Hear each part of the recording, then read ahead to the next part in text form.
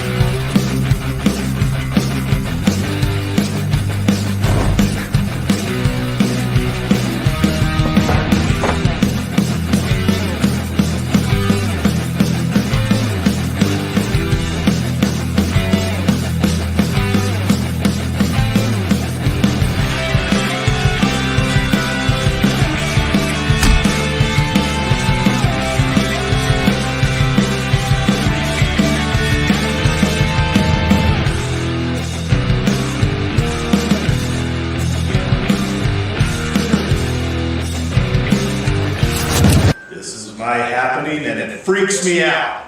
Oh, it's stone gas, man.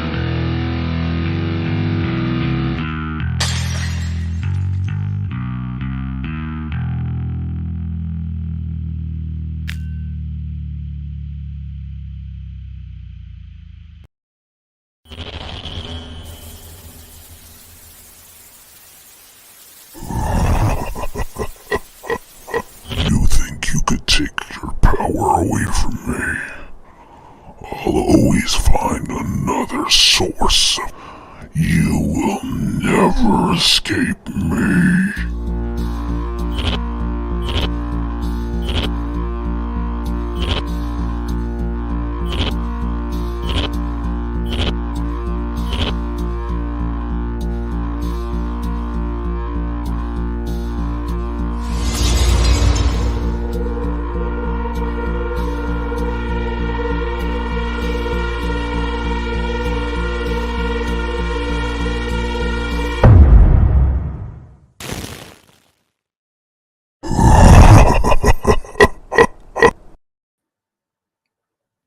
All right, we are live. Hello, how is everyone this evening? Welcome to episode number 8 of Region Free. I am your old buddy Pizzow, and joining me tonight, I have got all the way from New York City, Stone Gassman. What's up, Stone? Good evening, Piz. Good evening, everyone. Looking for forward to an exciting episode tonight. Hopefully bring on a special guest and hopefully talk about some great topics and overall have a great, fun show. Absolutely. Also with me tonight, close to New York City, got Jamie. Jamie, how's it going? Good. How are you? Doing very, very well. We're having a snowstorm tonight, so I hope my internet doesn't go out. Ooh, okay. Yeah. Fingers crossed. Fingers crossed. Fingers crossed. Also joining me tonight after a several week absence, Monty. What's going on, Monty? I am wonderful, Mr. Pizzow. I'm wonderful. I'm happy to be back in the saddle, and man, I'm excited to be back, man. Well, it's good to see you, man. How you been? Man, I've been good, man. Out here fighting a good fight with this COVID thing, and I'm ready to be back on here to entertain our lovely guests and just, man, shoot the stuff, man. Have a ball. Yeah, right on, man. We've missed you. The audience has missed you, so it's very good to have you back. Thank you, Justin. Right on. And as was posted on social media, an OG member is back. someone that guys haven't seen in a while, somebody who's been very much requested, somebody who, I get messages all the time. How is this person? Where is this person? What have you done with this person? Will you set this person free? Why are you holding this person in captivity? And this is a man that captivity could not hold, even if you tried. I'm talking about the legendary B-Movie Mike. Hey, what's up, everybody? How's it going? Good, man. How are you? I'm doing great. Matter does not move without being acted upon by an outside force. I am the outside force, but unfortunately, that keeps me very busy. Good to be back, though. It's very good to have you back, man. How have you been? I wish I could say great, but what the hell, If you're not smiling, you're not living right. So I always smile just to piss it off, whatever it is. It's all good. Last year's been a trial for everybody, but, if it doesn't kill you, it makes you stronger. There you go. Amen. There you go. There you go. Everybody in the chat is very happy to see Mike back in action, as am I. So it's good to have you back, sir. Good to be back. And Christian will be joining us any time, I do believe. Let me give some shout outs here. Who've we got in the chat so far? We got Joe Bob Tar Heel, Big Crack Rock, Jess Graham, the Daily Ghost, Media Dude 95, my buddy Chris, Crystal Lake Counselor 1977, Toronto Freddy. What's going on, Toronto Freddy? Joe Reese, what's up, Joe? Dave Vanderhoff, how's it going, Dave? We got DJ. We got Raho out in the chat hanging out. RJ Skarinky, I love that name. And my buddy Keith, Captain Halloween, is also in the chat. Hope you all out there are doing well. And why don't we go ahead and get the ball rolling here? The big thing that I think dropped recently, the Godzilla versus Kong trailer. What's your all's thoughts on the Godzilla versus Kong trailer? I'm going to start with Mike. Mike, what do you think, man? Man, Blue Oyster Cult needs some love. What the hell? There you go. They wrote the theme song. Why is that never in a trailer? But, I really tried to take a step back and try to appreciate things for what they are. Movies are of their era. Now, you go back to the 70s, you're going to have a lot of wah pedal and funk and stuff in the trailer.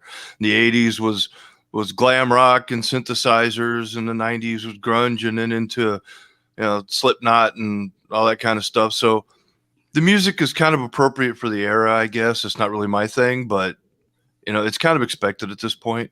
I mean, it's a CGI kaiju monster movie in modern times. Citizen Kane, I'm not expecting. It looked okay. It looks like it'll be mindless entertainment, which is what it is. I mean, I generally prefer the Toho Japanese film, Godzilla films versus the American ones. But at least it looks better than Green Godzilla.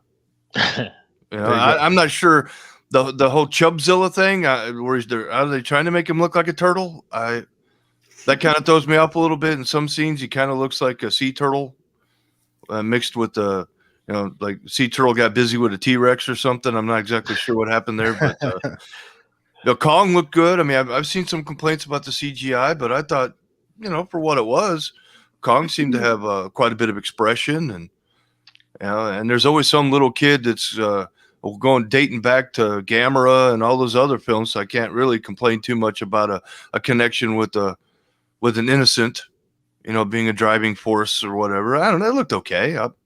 I haven't seen King of the Monsters yet. I have seen, of course, I loved Kong Skull Island. I thought that was great. 2014 Godzilla was pretty good. It definitely could have used more Zilla. Mm-hmm, mm-hmm. And I was disappointed with the Mutos. I wanted actual, monsters that we're familiar with. You're going to throw Godzilla at us. How about some other ones? But I don't know. It looked okay. CGI, eye candy type thing, with Godzilla and King Kong. I don't know. It looked okay.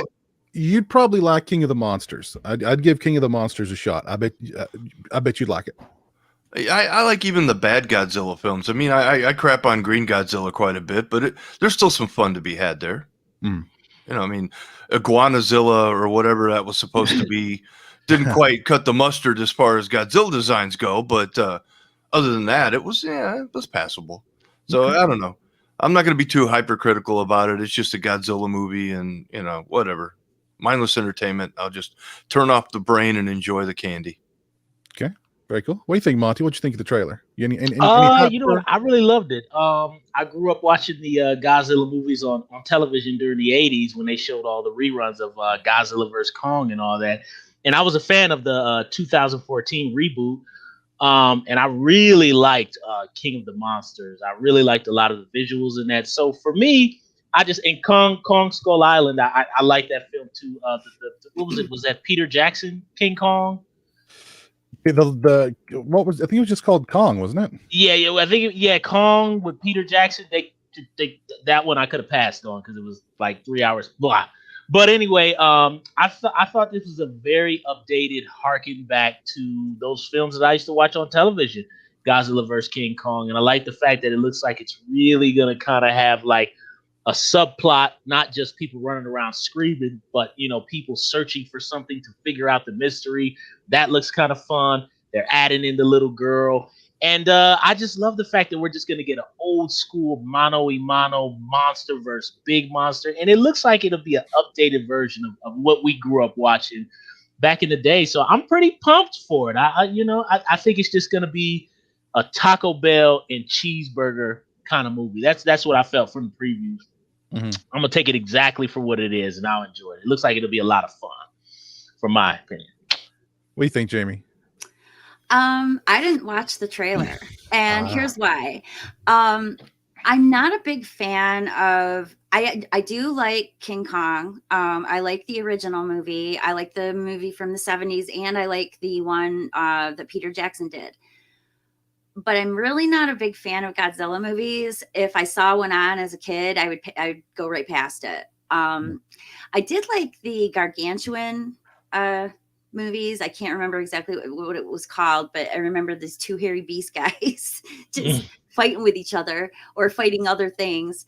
But I never really got into those gigantic monster movies. I didn't even really like, what was the Cloverfield? Oh. Especially because that one is also a found footage. So you mix the two together and that's a big zero for me. So I honestly, I will probably see it because I obviously live with men. And so I'm going to be forced to watch it. But I did not remember to watch the trailer. It's my fault. I should have watched it, but I forgot. Sorry about that. Actually, I mean, you're probably better off not watching the trailer and just going in, because the trailer, it's one of those trailers that just shows, I think it shows too much. Yeah. And if you have a very keen eye, it kind of spoils, I think, something. But, these days, if you can go into a movie without seeing the trailer, I think you're better off for it. Yeah, that might be better for me if I don't see the trailer, because it might just turn me off anyway. Yeah. But if you're an old school Godzilla fan that's seen all the films, you kind of know what to expect. So there's really no spoilers because you're expecting it anyway. Yeah. There's going to be a twist. There's going to be I don't know.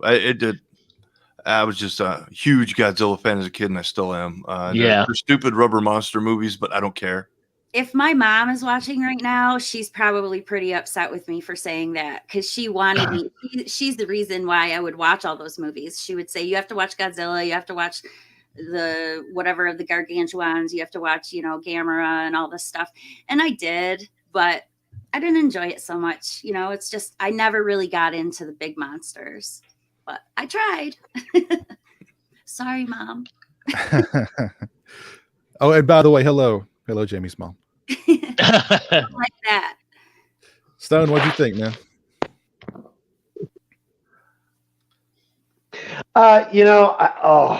I completely forgot about it. I missed watching the trailer. I still have very lukewarm feelings about seeing it, sort of like the same way with Halloween Kills. I thoroughly enjoyed Kong Skull Island and Godzilla King of the Monsters enough that I own the Blu-rays. And yet at the same time, I'm not so sure that this one is going to draw me in the very first weekend. So I'll watch the trailer eventually. I'm a very casual fan when it comes to Godzilla, and I mean I like King Kong more. I mean, because I like most of the other Kong movies as opposed to the Godzilla movies. But yeah, I mean, I'll probably see it eventually. We'll see how director Adam Wingard turns out with it. Yeah. I've been critical of the trailer because I mean I think it's like what B Movie Mike said. The title for me is total. It's like clickbait. It's like a clickbait title because what you're going to go watch is not really what you're going to see, or you may see 15 minutes of it. Yeah.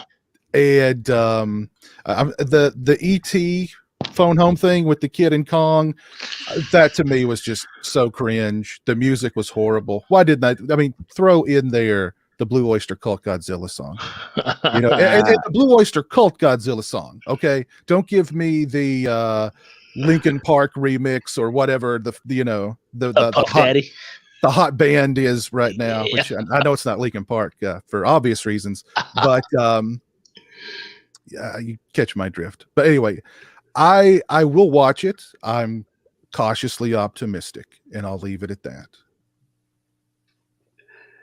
So, and Cameron has joined us. He wanted to jump on and show us something really quick. What you got, man? Oh, you're going to love this. Especially B Movie Mike. You're going to really love this. Got this for $30 on eBay. Super happy. The original Star Wars trilogy on Blu-ray. These are the despecialized editions, 1080p. There's like 45 audio tracks with the original dubbing. There's no episode 4. It is the original versions before even the VHS changed some of the audio from back in the day. Yeah, because even the on eBay, they're all over the place. What? Yeah, you just look up Star Wars Despecialized. But even the original VHS releases redubbed Aunt Beru's voice. So this even has the original voice track of Aunt Beru. And it has like 25 commentaries on it because they took them from all different sources. I'm not kidding. There's like 45 audio tracks for all 3 of them, and they're all in perfect Blu-ray condition. The original cuts. What? And you got the original artwork too on there. Yeah. Do I dare ask the price? Was it like $30 For all That's 3. not bad. $10 each. It got them as a package. Wow. That's about as good as it gets. That is about as good as it gets right there. I will have to find it. I know. Star Wars pretty much begins and ends with those 3 films with me. So yeah. I wanted to bring you guys some good news, and I knew that B Movie Mike would this is like his dream because he's a Star Wars purist. So I wanted to show you they do exist. I love the original films, and I've been waiting for the despecialized regular versions, man. I mean, those are the movies I fell in love with. Hit up eBay. I mean, look at these posters, the poster arts. I mean, the original posters of these things. My icy old heart is melting. It's bringing a tear to my eye. I think I found it. Looks like this listing is $45 though, but free shipping. So yes, but take a look at if you want to share the screen. I mean, how many DTS, how many Dolby Digitals, how many commentary tracks. I mean, it's insane. It's no joke. I think it's worth $45. Yep, I see it right here. Yep, that's it. I think it's worth $45 just to show them to my son, because I don't think my son has ever seen the unedited versions of Star Wars. So yeah, that would be awesome. This version doesn't have that alien and Jabba's palace going, "Hoo yah!" That's all. God. Oh man. God. Or Hayden Christian is Darth Vader in Return of the Jedi. But they really make a point because I mean they're showing you the original Sarlacc pit, the original Anakin Skywalker. They're letting you know. Nice. They're letting you know they're not playing around here. Of course, they have the original Emperor put back in. Yep, there he is. Oh, that's so cool. Yeah. So I want those. I'm on that. I think every single one of us who are Star Wars fans, Blu-ray collectors, this is what you got to do because these will never appear on Disney Plus, folks. No. Yeah. No, So never. anyway, I have to go to dinner, but I wanted to bring some good news to all you guys. Have a great show. Well, thank you. Thanks, Cam, man. nice That to was see you, awesome. man. Bye. And as Cameron drops out, Christian joins. We lost Stone. I'm sure Stone will be back. What's going on, Christian? What's up, Big Money Piz? I actually just got this from Camp Jeebus, my Jason Goes Straight to Hell mask. Oh, Nice. I love that's it. not 7. That's not 7. That's a Jason Goes to Hell. Jason Goes Straight to Hell is what Go I call the straight movie. to hell. Yeah. Yeah, look at that tag. That is the funniest thing. His logo with the dog. Yeah. Yeah, I'm so happy I finally got that. That's awesome. Yeah, Jeebus is a cool guy. I'm glad he had one of those available for you. Yeah, man. It's unfortunate I couldn't get one from you, but what a perfect substitute, Yeah. All right, very cool. Very cool. All right. Well, our zombie, take care, man. Have a good night. Before we go on, I do want to mention our Patreon, and I want to give a shout out to our current patrons: Captain Halloween, Stone Gaspin, Kevin Smythe, Disco Demon, Steak Sauce, Lee Gannon, Joshua Smith, James Welch, the Daily Ghost, Jess Graham, Cameron C, Jamie W, Jeff Overing, and Sword for Horror. Thank you guys for being patrons. We appreciate it. And I wanted to if you're already a patron, there is a poll on our page. Visual Media Masochist, the worst of 2017. Raiho has thrown himself upon. Actually, let me just screen share this so you guys can all see it, because this is just such a beautiful thing. And Stone's back. All right, cool. Raiho has decided to take it upon himself to watch some of the worst movies ever. Actually, crap, I can't share it. Why can't I share it? Uh-oh. I can't share it. I'm sorry. But Raiho has taken it upon himself to watch the worst movies possible. And there are 4 that you can choose from: Tom Cruise's The Mummy, The Justice League, The Dark Tower, and Transformers: The Last Night. So far, there have been 9 votes total. And in the lead with 5 votes is The Mummy, Tom Cruise's Mummy. But The Dark Tower is in second place with 3 votes. So if you're already a patron, go over, vote. If you're not a patron and you want to watch Raiho suffer, I think it's worth it. Because any of those movies, having to watch any of those movies is truly that's that's an act of masochism right there for sure.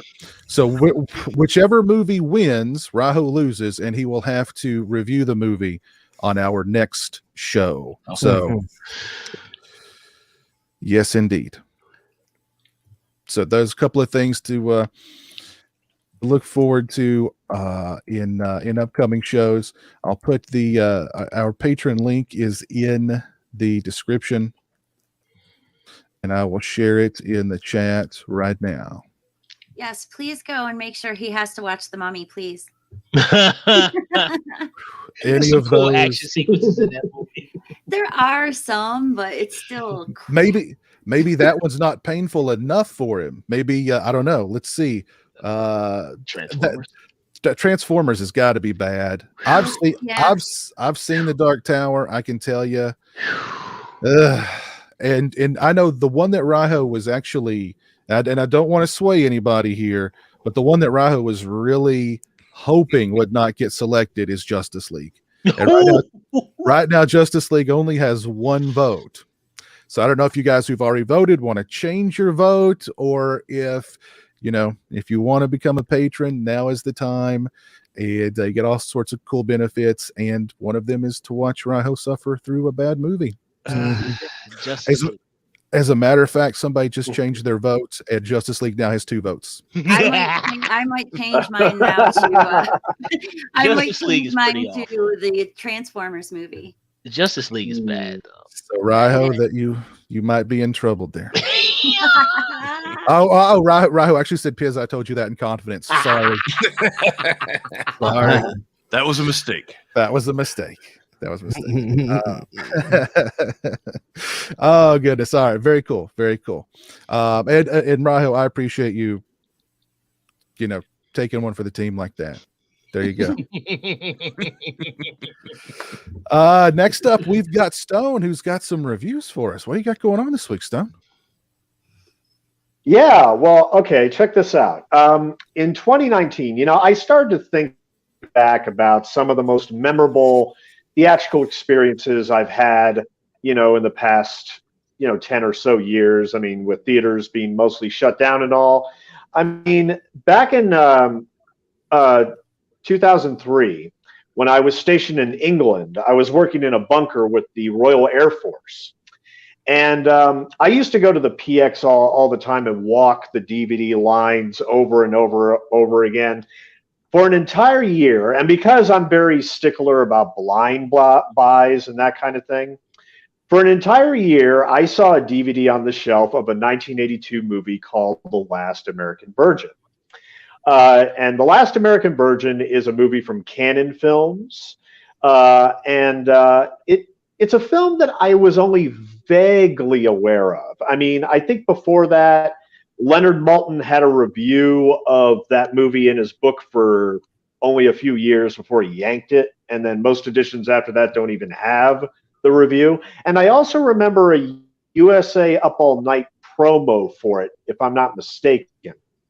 But I'd never seen it, never really knew anything else about it. So finally, after a year of seeing it on the shelf, nobody bought it, I decided to buy it. It was a teen sex comedy, and I, to be perfectly honest, was not prepared on where this movie was going to take me. And let's just say I love the movie so much that I've seen it many, many times since then. I bought the Blu-ray from Arrow Films that was released in 2003, which, by the way, is unfortunately out of print and going for $100 due on eBay. Wow. In 2019, in 2019, I found out the Alamo Drafthouse was going to show The Last American Virgin. So I thought, you know what?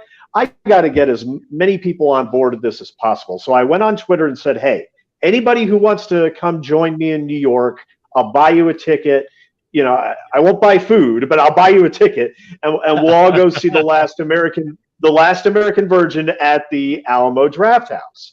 And so I went to the screening, and there was an introduction before the movie by a man named Mike McBeardo McPadden. Mike McBeardo McPadden. And he gave a wonderful introduction where he talked about Last American Virgin, the origins of it, made by written and directed by an Israeli director named Boaz Davidson. Mm-hmm. And he was talking about, the original version that came out in 1978 is Lemon Popsicle. He talked about all things, and he was obviously a massive fan of the movie.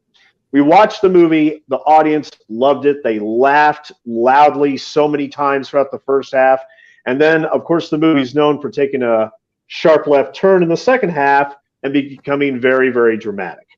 Well, I met Mike McPadden afterward and, shook his hand. I bought his book, which he was promoting, his brand new book, which was called Teen Movie Hell. And this is a beautiful book, by the way. I'm going to talk a little bit more about this in a second. But when I left the Alamo Drafthouse, I was going down the stairs. I thought to myself over and over, you know what? McBeardo. I have heard that somewhere before. It was killing me. I had to go all the way down to the bottom of the elevator until I realized, oh, man. Because when I wrote for DVD Verdict back in the 2000s, Screwballs had a DVD released by Severin Films, and apparently he used to be the head writer for Mr. Skin.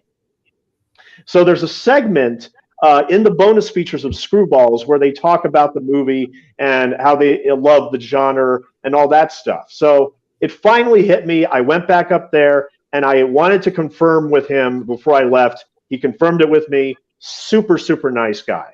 Well, sadly and very tragically, Mike McPadden passed away last month at the age of 52. He did a number of podcasts for Crackpot Cinema, 70s movies we saw in the 70s, and Busted Guts. And he wrote 2 books, one of which was heavy metal movies. Apparently, he was a massive metal guy. And he also wrote teen movie Hell, which of course had a glowing review of The Last American Virgin. Well, strange things push you in certain directions, because literally right after this screening, it was awesome. I mean, the people I took to see the movie with, they loved it. I mean, they were blown away by it. They were blown away, especially by the ending and the soundtrack.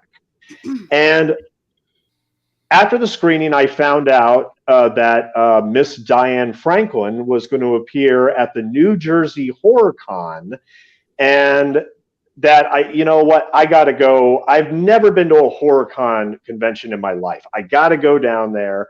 I got to, meet with her and talk to her and just let her know how much of a fan I am of this movie. I'm, in many ways, like Eli Roth, a super fan. He actually wrote he wrote an essay for this British release by Arrow Films. And Diane Franklin couldn't have been more nicer. She was one of the most wonderful, sweetest women I've ever met in my life. And we talked for a good amount of time about Last American Virgin, and it was just an amazing experience. And I wanted to do this in tribute of Mike McPadden, even though I didn't know him personally. I just those 2 moments in 2019 were so special to me, and I felt like I wanted to share them, in tribute of him. There is a GoFundMe out there for him and his family. I mean, he left behind a wife and a baby, and apparently the goal was 75,000, and they're now up to currently 69,900. So, they're obviously very close in reaching their goal. But Last American Virgin, I would put it up there with Rebel Without a Cause as one of the great teen movies. I still think it's rather unsung. It stars Lawrence Monason from Friday the 13th Final Chapter, who, if gave Crispin Glover a bunch of crap, about not being able to get with a girl or whatever. But he is terrific in this movie. Yes. But he is just terrific. He carries this movie so well. But the other thing that really sticks out a lot about Last American Virgin is the soundtrack. I mean, Devo, Tommy Two-Tone, Oingo Boingo, James Ingram, The Cars, Journey. I mean, so many great 80s songs which support the storytelling on multiple levels. I mean, they're strategically placed to fit the action, to fit the drama, fit the comedy, all perfectly laid out. It's one of my favorite soundtracks, period. And it's largely because of that soundtrack and that ending. As I've told everybody, including Diane Franklin herself, with all due respect to John Hughes and screenwriter Daniel Waters of Heathers, this is my favorite teen movie of the 1980s. And, I think it's one of those cult films that, it's very hard to watch now because, unfortunately, I tried to look for it in terms of streaming, and I can't really find it much anywhere. I can't seem to find it anywhere. I mean, this out-of-print Region B release is about as good as it gets, although Olive Films did put out a bare bones Blu-ray. This one you could probably get for $20. Either way, this movie is so worth it. And I would like to conclude real quick. Well, also, just real quick, when I was there at New Jersey Horror Con, I got Diane Franklin's book, which was wonderful, including a picture, including Kimmy Robertson from Twin Peaks. And just to conclude, I would like to read a portion of Mike McPadden's review for Last American Virgin. Cool.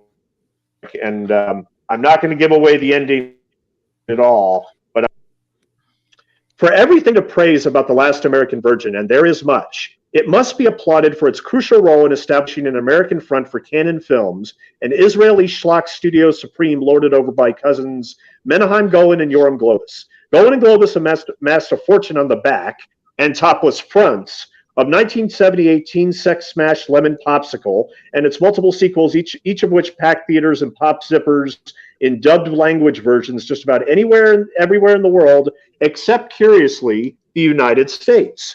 So Golan Globus dreamed up a plan to remake Lemon Popsicle for American audiences, ditching the original's ersatz 50s Israeli setting for contemporary new wave 80s LA. Then they amped up the gut punch twist ending until it ranked with Dwayne Jones waving at the shooting party in Night of the Living Dead and Edward Woodward's flameout in The Wicker Man.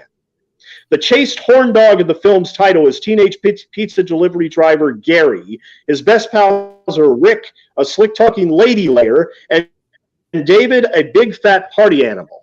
Joe Rubbo deserves a proper salute. The fat guy who plays the fat guy character, The Last American Virgin, boasts the single greatest fat guy name in the history of fat guys. The Last American Virgin's heroic trio pursues sex through one mayhemic mishap after another. Each set piece delivers big, sonic boom belly laughs. High points include their passing off of Sweet and Low as cocaine, which everyone snorts, and then naturally acts like it got them zooted. Equally charming, our heroes line up for round-robin intercourse with a maniacal Mexican nymphomaniac, only to have the session interrupted by the return of her furious sailor husband. Running parallel to the antics as a love triangle arises between Gary Rick and gorgeous popular girl Karen, played by Diane Franklin. This development pays off with out-of-place nudity and teen cinema's single most ferociously dispatched metaphorical kick in the gonads. So bless Mike McPadden's heart, rest in peace. I'm so happy that he did that screening and that introduction and that he wrote this gorgeous, beautiful book, which includes, posters of every sex comedy you could ever imagine, including, just real quick, a German poster for Last American Virgin right there. Yeah, so this is just a gorgeous book, and literally every teen sex comedy made in the 70s, 80s, and some of the 90s, it's in here in Teen Movie Hell. And he wrote in the book, this is the last thing I'm going to say, he wrote in the book right here, Stone Gas Man, his initials MMM, this book is my happening, and it will freak you out. And finally, they also gave me this wacky little logo on a stick. It's like a paddle, which basically Teen Movie Hell, a crucible of coming-of-age comedies from Animal House to Zapped by Mike McBeardo McPadden. Teen Movie Hell is the ultimate outrageous, informative guidebook to vintage puberty farces from the era of Porky's, Valley Girl, The Last American Virgin, and Fast Times at Ridgemont High.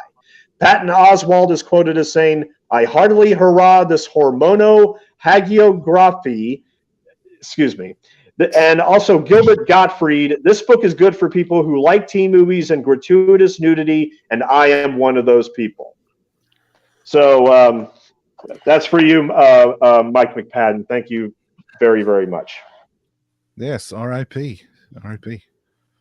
Mm-hmm. Very cool, Stone. Yeah, what did he say? Mayhemic mishap. I love that. I wrote that down because I'm gonna start using that a lot.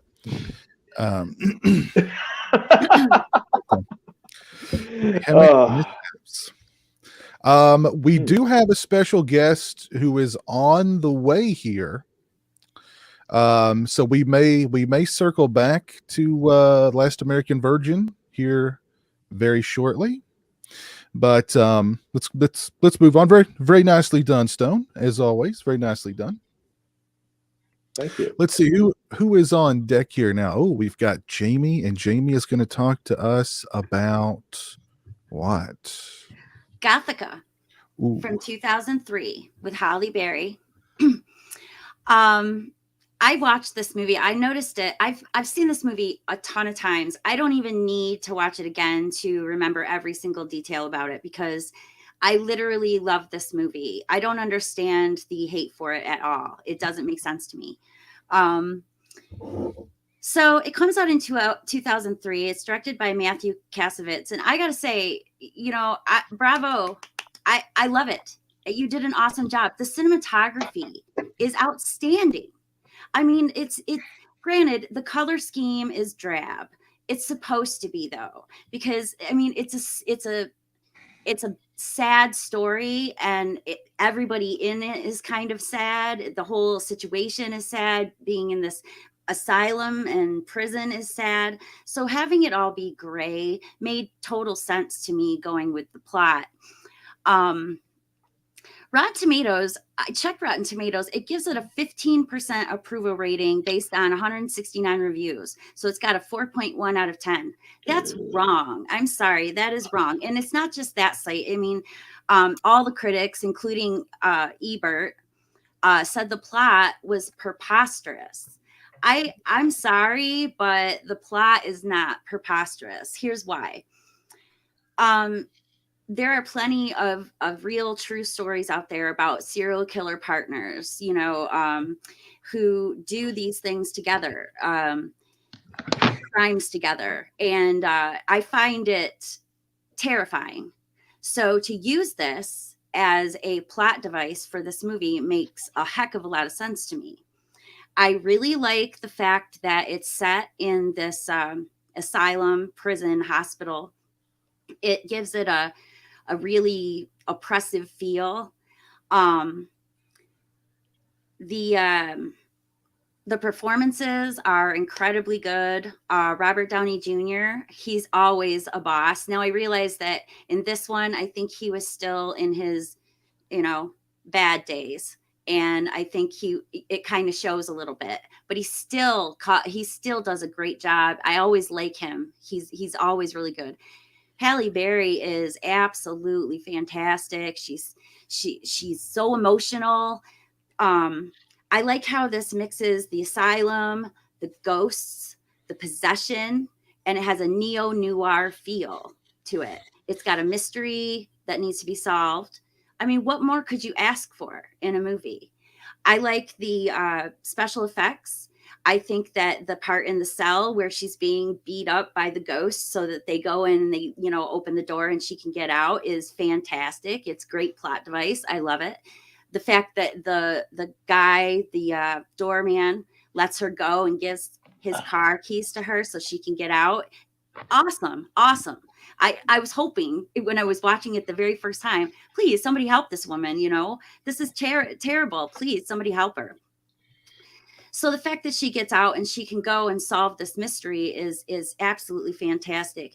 I don't understand the hate for it because I really do love the plot. I love the plot. I love the fact that it's the husband. She figures out it's the husband, doing the murders. And then you find out that he's not alone. So you think the whole time that the words "not alone" means that, there were other victims, but that is not what it meant. It really meant that he had a partner in crime. And the whole tie-in of the woman in flames, the anima sola, I thought was absolutely genius. I actually think it's an A+ movie, and I think people should give it a second chance. I don't think that the critics were fair to it at all. So I actually think it deserves a second chance. So what do you guys think? I really don't remember very much about Gothika. I know I saw it back in the day. This was back still when Robert Downey Jr. This was long before Iron Man. Yep. So this was, he was still kind of he was damaged goods. He couldn't even get insured for the movie. He had to pay for his own insurance. I read that. So he was definitely in that kind of rebound stage. But the one thing I do remember is that Limp Bizkit song that was on the soundtrack, because they played that video on MTV like constantly. Yeah. And it's just Fred Durst, I mean, making out with Halle Berry. So, I mean, of course, you know, that song is a remake of a Who song, and it's good. I really like I always loved the Who version of it. And when I first heard the Limp Bizkit version of it, I thought, oh my God, he's actually got some talent. You know, because I know a lot of people didn't like Limp Bizkit. I did, though. That's the song that turned Mike. That's the song that turned Mike around. After that, Mike became a huge Bizkit head, man. I mean, he was, Don't listen, he lies. You can't see it, but there's a red Yankees cap just off to his right. No, that is not true. But what a shrewd move on Fred Durst. But he's like, I'm going to direct the video. I'm going to be in the video. And I'm going to make out with Halle Berry the whole time. Lucky dog. Lucky dog. No problem there. What's interesting, Jamie, is you said that Roger said the plot was preposterous, which is true. But the funny thing is he still really liked the movie and gave it 3 out of 4 stars. He did. And that I was impressed by, the fact that he was the only one of the critics to say that it was preposterous, but also still like the movie. All the other ones were just ripping it to shreds. And I just didn't think it was fair. Yeah, he put the plot is preposterous, but nonetheless feel that I like the style direction, and Barry's performance made Gothika very enjoyable on its own lurid terms. Her casting is very useful to the movie because she evokes a vulnerable quality that triggers our concern. I would agree with that. My wife loves that movie. I like it too. It's been a while since I've seen it, probably 4 or 5 years, but I remember going into it not really caring one way or the other, and I was like, this is a pretty cool little movie. So it is. I love the whole how it mixes all these different things together, like, you know, the asylum and the ghosts and the possession all together in one.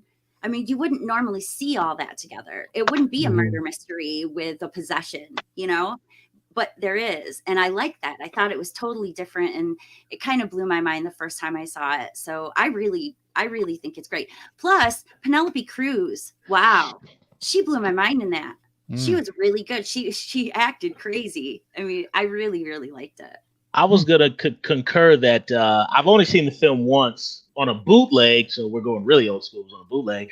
But I remember thinking that, first of all, Halle Berry has always been unfairly underrated as an actress. When she's working with the right director, she can knock them out the park.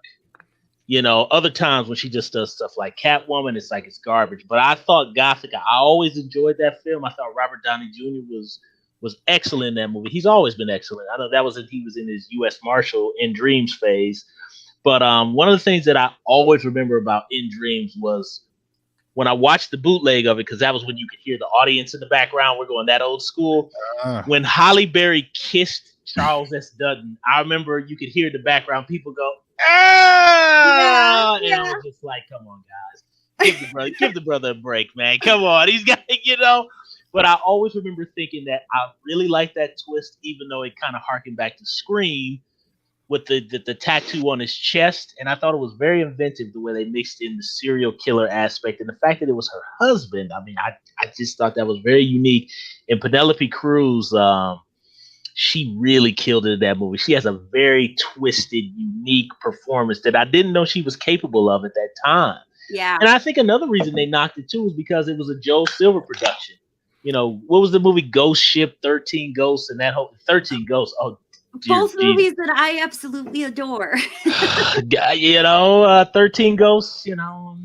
I love 13 Ghosts too, man. That's one of my favorites. I like F. Murray Abraham in that. And who's the name? Tony Shalhoub. What's his name? Tony Shalhoub. Yeah. Yeah, Shalhoub. Yeah, that's Shalhoub. I'm sorry, just Shalhoub. Monk. Him and F. Murray Abraham had a good. I like that dynamic. But I thought Gothika is an awesome, underrated movie. It's very well done, I thought. Well, that was the audience reaction to her kissing Dutton. It's too bad we don't have an audience reaction to her kissing Durst. You want to Oh, talk about preposterous? Oh, I God, mean, she took one for the team on that. She deserves an Oscar just being willing to do that. I mean, horrible. Holy shit! I concur, Mike. I think Charles S. Dutton is a much more handsome man than Durst. But yeah. She had a movie to promote, man. She wanted that movie to be a hit, so she was like, I don't compliment on people's looks, but he's a hell of a lot more respectable. Yeah. You apparently haven't seen The Fanatic, Mike, because that is a masterpiece. Oh. What's funny about the whole thing with Halle Berry is literally a few years later, Fred Durst would disappear off the face of the earth for a long time. Deservedly so. Just disappear off the face of the earth. You have seen Monsters Ball, right, Monty? Oh God, I hate that film. Yes, I've seen it. You don't like it? I hate Monsters Ball. I really hate that film, sincerely. I know Billy Bob was drawing on some of his experiences growing up in Texas, and I love the fact that it's raw and it's real about kind of the racial dynamic. That's cool, but the love scene, it makes me want to barf. Okay, it made me curious. Well, James, I mean, it still had to be a better experience than Fred Durst. Oh God! It actually looks like it's got some pretty high ratings. I haven't seen this movie. Is it a good movie, Monsters Ball? Oh my God, you haven't seen Monsters Ball? She won an Oscar for that. It's raw. It's raw. No, I haven't seen it. It's and they uncomfortably have raw. Real sex. Yeah. It looks real. It definitely looks real. That's why I'm curious. Yeah, it's just love me, daddy, love me, daddy.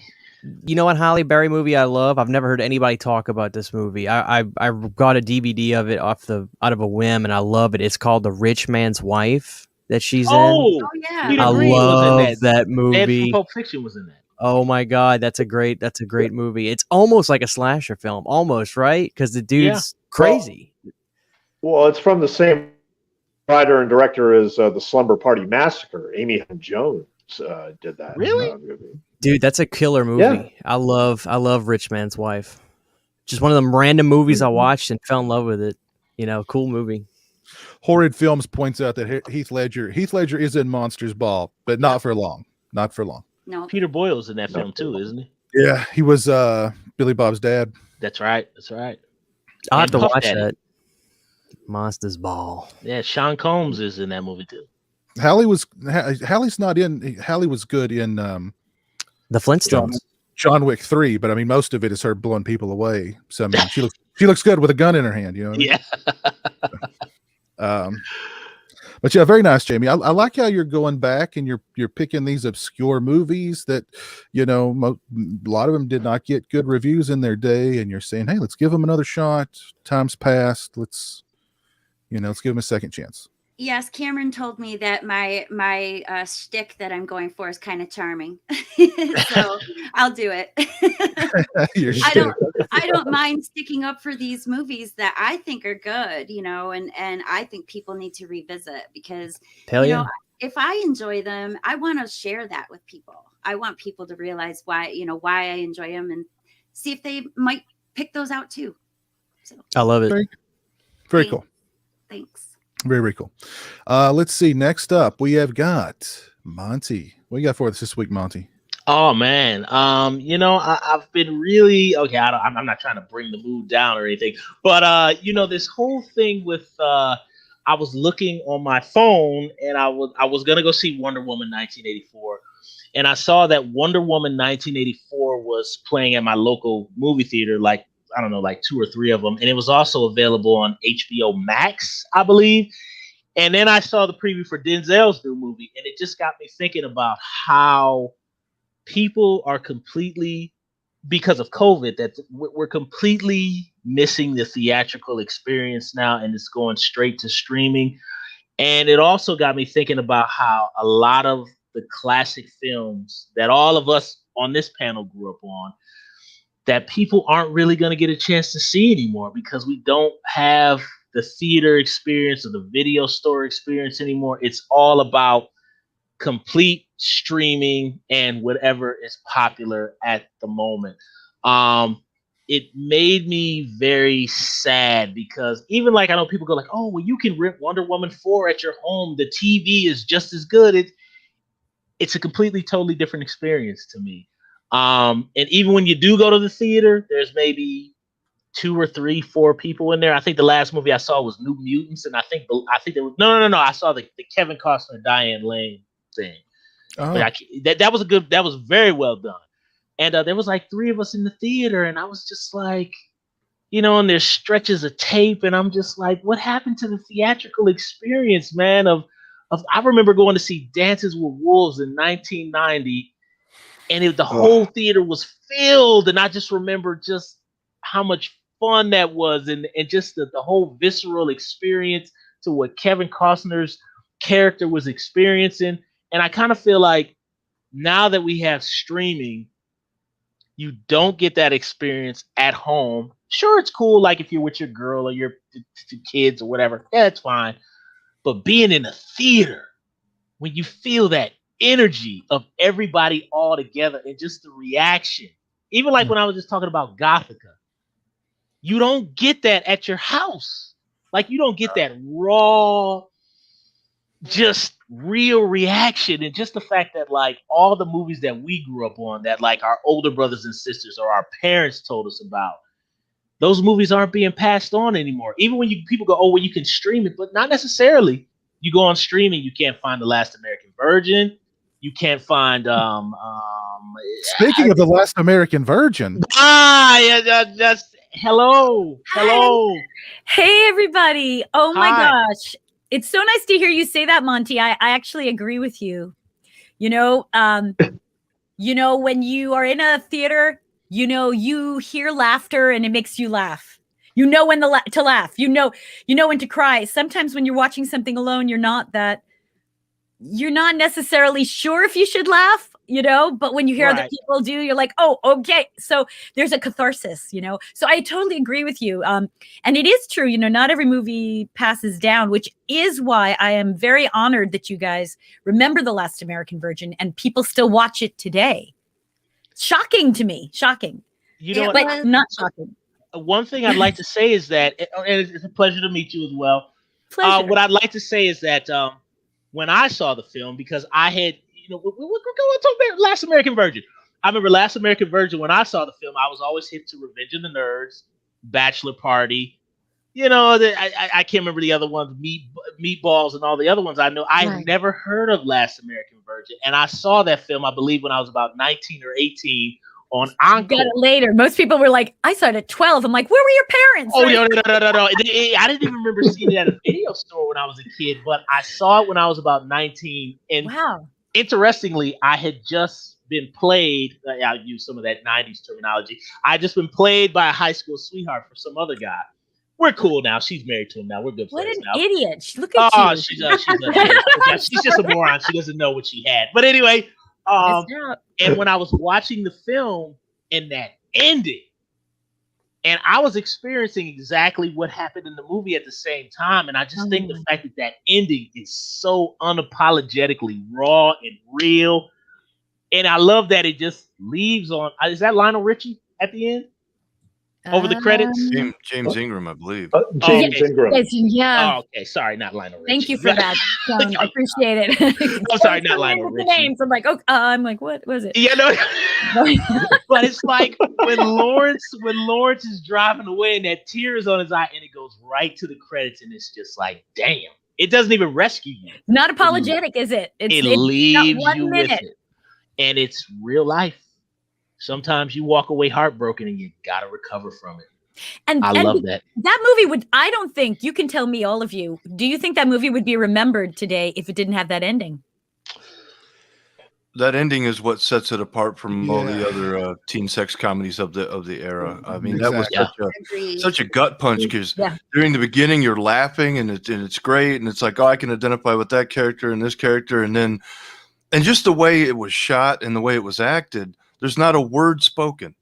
It's just a reaction. And you guys, for being young actors, you sold it so well. It was just like, what did I just watch? And he just turns and walks away because there's nothing that can be said at that moment. It was just so real.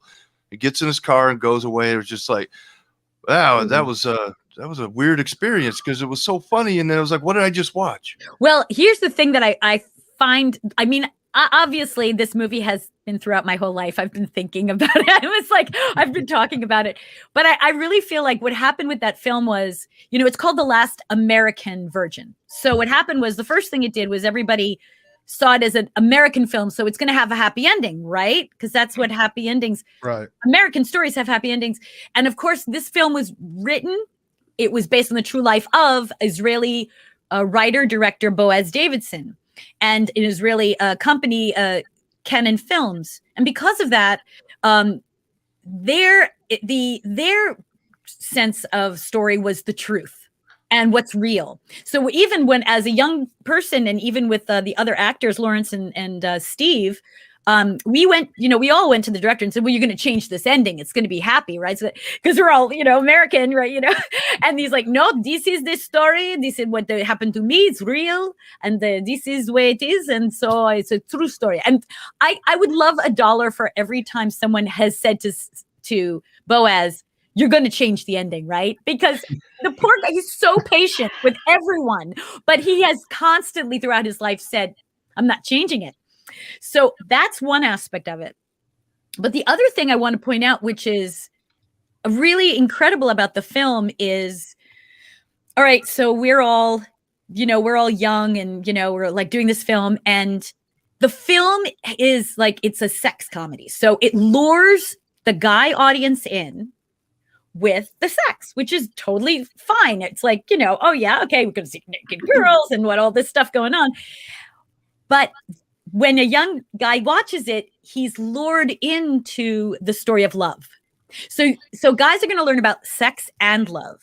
And if you told a guy to see a love story, I'm telling you, that's not, the average guy's not going to watch that. But if you say it's a sex, then all of a sudden he's lured in. And so the people that I've met who have watched this film are so taken by it because they were brought in not expecting to open up their hearts, and all of a sudden they're involved and they look at me as the girl.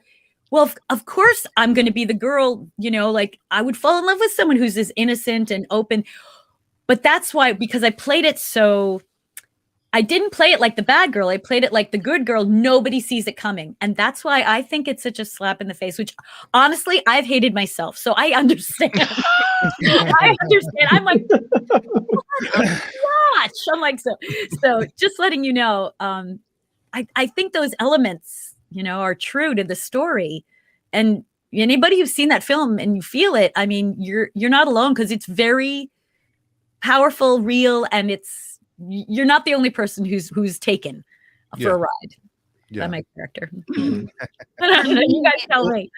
For me, it was I'm sorry. Oh, no, go! I'd love to hear what Jamie thinks. Go. Yeah, go ahead. For me, it was a rite of passage movie. We lived in I lived in a neighborhood where all of us kids were, all around the same age, and we literally would pass it around, this VHS tape. Pass it around. All of our parents had no idea. Right, of course. Of course. I think you my learn. mom knew. You learn like that, right? Yeah. I think my mom probably knew, because she let me watch a lot of things I probably shouldn't have watched at a young age. And agree, that's how kids learn. They learn through films. Exactly. And that is the first movie I ever saw that had a bad ending. And so I was like, wow, it affected me. And then I actually think for me and for some of my friends, it ended up being almost a cautionary tale. So I think it kind of helped us, growing up to try to make better decisions so that we wouldn't get ourselves in situations like that. Girls were saying, I'm not getting pregnant. Okay, I'm not going to be stupid. Guys are saying, I'm not getting her pregnant, right? Like, like everyone's thinking, I don't want to, that's not me. Wait, that is me. Wait. Yes, no, thank you for saying that, because that's why, I think all guys should see this film. And women, I love hearing your perspective. I think women should see it too, but, guys need to see it for their women, so when you date, appreciate them. But, I don't know. I think it's good. And women, I think the only thing I think is disservice to women in the whole thing, honestly, was when I wake up from the abortion and it's like, it's like this beauty shot of me, and it's like nothing went wrong, which is where I do think that Fast Times at Ridgemont High had it better with more realistic with Jennifer Jason Leigh. That's the only part that I think. But on the other hand, you know, kids survive, they move on. I do think that in Last American Virgin, we were all, you were saying like how as actors we played it, you know, what was so cool about the film, I think, which I don't see as happening as much even today, is that all the kids in Last American Virgin were treated and acted like adults, drank, did drugs, smoked. We had problems. We didn't tell our parents. We dealt with it. And I don't know if today's generation does that as much. I don't know. So that's another thing to talk about. There's a lot of coddling. A lot of coddling now. Different. It's just different. Yeah, you know, I mean, I'm not saying that every kid is on, you know, look, if you have a hard life, you deal with it. But it's a little different. In Last American Virgin, the characters were confident, and I don't know. I'm still talking. I'm sorry, Jamie. I'm sorry I interrupted you, but you excited me. So there were God, because I don't think you understand. My favorite movie is Amityville Horror 2. I've got what when I do these little movies, you know, like he was saying with Gothika, you know, I pick out these obscure movies. That is always the first one I ever mention. Every single time I talk movies with people, I say, have you seen Amityville Horror 2: The Possession? Because that movie's outstanding and it has a lot of really good acting in it. And I don't understand why people don't talk about that movie more. I like it better than the original. So thank you. I'm telling you, it's kind of and it's fascinating to hear also because from a woman, because usually I hear, you know, guys liking it, but I think it's interesting because it's more real, I think, than the first one, right? I mean, you can tell me your thoughts. Well, I like the fact that it's based on the actual murders, you know, and that it's based on the other book. And I really, really like your acting job in it is incredible. Your performance is outstanding. The guy, I can't think of his name, your brother. Jack Magner, who played. Wow. He blew me away. The part where he gets possessed in the house when you guys all go to dinner is horrifying, and it really affected me as a kid. It made me cautious. It's really scary. I really think all these scary movies I watched growing up made me a smarter person and a more cautionary person, because I use it as like a risk assessment stuff. So no, you know what? Thank you for saying this. I often tell people that horror films are a way of us to practice being what would we do in that situation? We're always thinking, you know, like, you know, you're the character, you're the person, you're the main character when you go through it, and you're saying to yourself, what would I do in that? And if you see it in a story, then maybe it gives you ideas that if something in real life would happen, what would you do? You know, how could you handle it? I do think that, you know, that's why they're so popular, and it's universal. Everyone feels fear. Humor is different. Humor is regional, you know, except for falling down. If somebody falls down, everyone all over the world laughs. Yeah. Everybody laughs. But verbal humor is regional. So horror is universal. Everyone's scared of something. And so, but what I really like was somebody told me that they thought Amityville Part 2 was as scary as The Exorcist. They thought it was even better than The Exorcist. And I grew up with The Exorcist. So when I saw that movie, that blew me away. By the way, I auditioned for The Exorcist when I was like 12 or 13. Can you believe it? That's fantastic.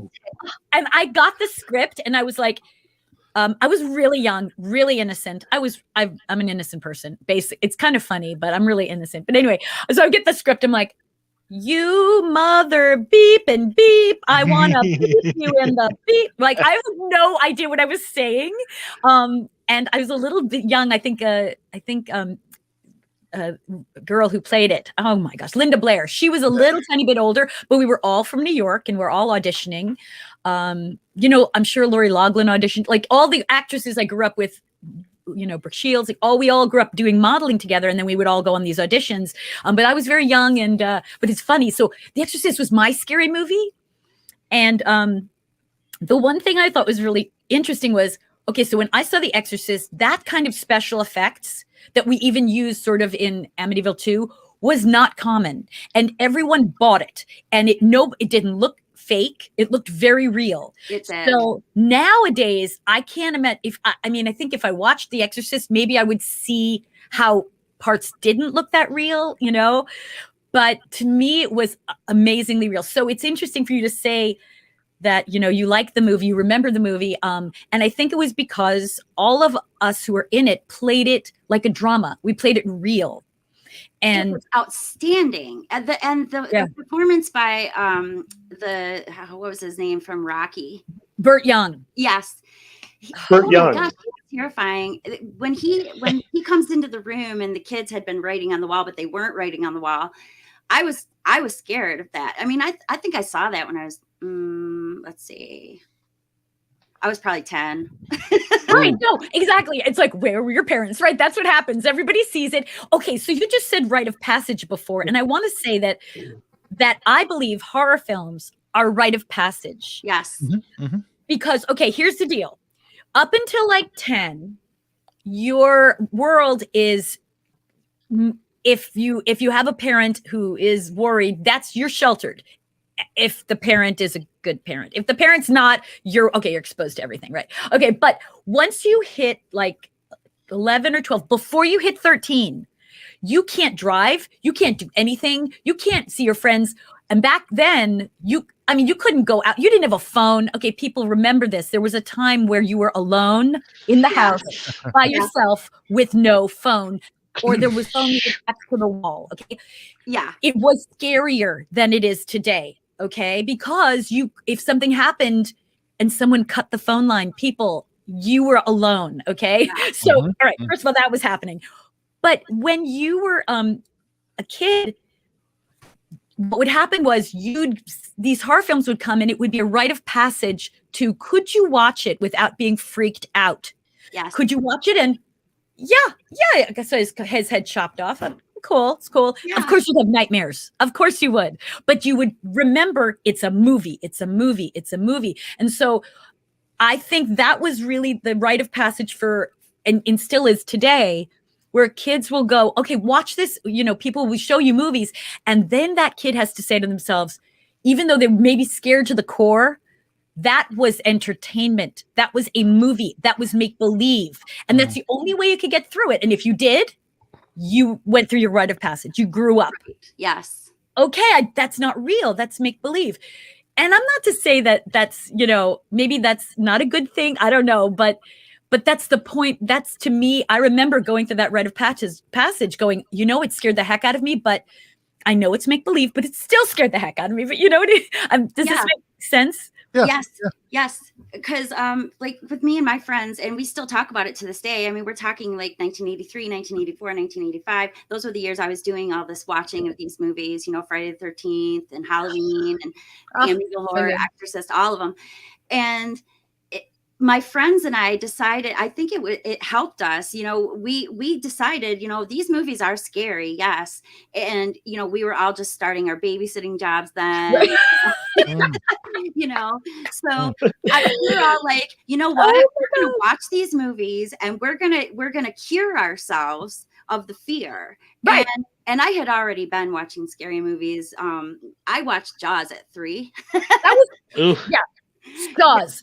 Don't go in the water. I don't care how much of a great swimmer you are. I don't care how brave you are.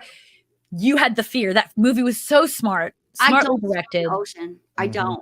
I'm not a water person. Yeah, it's very hard. It's hard. One time I did. I got stung by a jellyfish. Oh, that's bad. It hurts. Oh, it does. Bad. I couldn't walk for 2 days on my honeymoon. It was terrible. Meat on it or something. Meat tenderizer. That's what I've heard to do. I didn't even know about anyway, future people's meat tenderizer for your tenderizer. All right. Yeah. But yeah, it was for me and my friends. It just helped us, I think, to get through this fear that we were feeling at that age, and it inspired me, and it's the reason why I think that to this day I still watch horror movies, and the reason why I have a weird memory where I remember all kinds of weird details about movies and stuff. So I really think if I wouldn't have been watching those movies, I might not have ended up having this photographic memory of movie info. So it's like you said, it's great. I mean, it's honestly like it protects us, you know. Again, you watch these movies and you feel more capable if something would happen. You know, you start using your imagination, strategizing. I mean, certainly, look, if we didn't have horror films, I think a lot more bad things would happen in real life, because no one would anticipate or think, you know, something like that could happen. It would always be the event of, oh, it happened to me. But when you watch something, it does get you thinking. And I'm sorry to say that happened in a world of love with Last American Virgin. I'm not dating anybody now. I'm done right now. I'm sorry. All right, I have like monopolized too much time, so you guys go ahead. Our chat is burning up. Everybody's digging Diane being here. Let me give you a proper introduction. All right. Ms. Oh yeah. This is, of course, Diane Franklin, the star of films like The Last American Virgin, Amityville 2, Better Off Dead, Terror Vision, Bill and Ted's Excellent Adventure. She was in an episode of Freddy's Nightmares. On and on and on. And thank you so much for joining us tonight. I have to give Stone the applause here, because Stone reached out. I'm here because Stone reached out. And Stone was awesome. Stone, you bought tickets for people to watch The Last American Virgin in New York, didn't you? Years ago. Am I right? Yes, I did. It was in 2019. I told that whole story before you came on, and how Mike McPadden, who did the introduction at the theater, sadly passed away last month. And I felt the need to talk about Last American Virgin in his memory and everything. And I'm just so grateful that you were able to come on tonight. I want to ask you just one question, and then I'll give it to Christian and B-Movie Mike. But I was talking a lot about the soundtrack and how much I adore that soundtrack, treat it as gold, essentially. My secret favorite song in the movie is actually the one by Charlene. It Ain't Easy Coming Down. In the scene where you're talking to Los Monison in the bathroom, where he's getting sloshed on Jack Daniels, it plays that song. When you hear the lyrics, it fits that scene perfectly, as with many other songs. And when he comes back on the dance floor, the song just goes to a very, very high pitch where you feel you are actually going down with the character. And I just wanted to ask you, after you saw the rough cut of Last American Virgin, but when you saw the very first time with all the songs, what was your reaction to it? Oh, wow. That's taking me back. Okay. I think the first thing I felt was, there had never really been movies with music soundtracks before. So I think as a whole, it was a surreal idea to play popular music with a film, because that wasn't a thing, which is now, you can't stop it. It's a thing. Usually they would have a musical composer create music for a film. But this time they were able to get phenomenal music. And I think they got it because it was the early stages of it. No one was doing it. So I think when I first saw it, I don't think I was as aware of the individual songs. I was just caught up in the music creating the mood. And certainly when I was acting, obviously when I was acting, there was no music, right? We didn't know, we were just doing the scene. But when they put it together, I was caught up in the story, I think. So I think it just added to the feeling and the mood. And it was just something like that never had been created before. And I have to say, because this movie was, first of all, it was a sex comedy. It was the first one. It came out when Fast Times came out, but we were the first ones to make a film. We actually shot it. We did it before Fast Times was done. And I remember them being in a race to get it out because they had heard Fast Times was coming out. So they were like, we've got to get this film out really fast. And it was very strange that film came out with like Fast Times, and that had a soundtrack too, I think, didn't it? It's Fast Times? Yeah. Oh yeah. Jackson Brown. Mm-hmm. Right. But it suddenly became, so to me, like Virgin was the European version and Fast 10 was like the American version of the same sort of story in a sense, right? Like the same teen relationships and teen love stories and sex and, so I think ours was more indie, it was an indie film.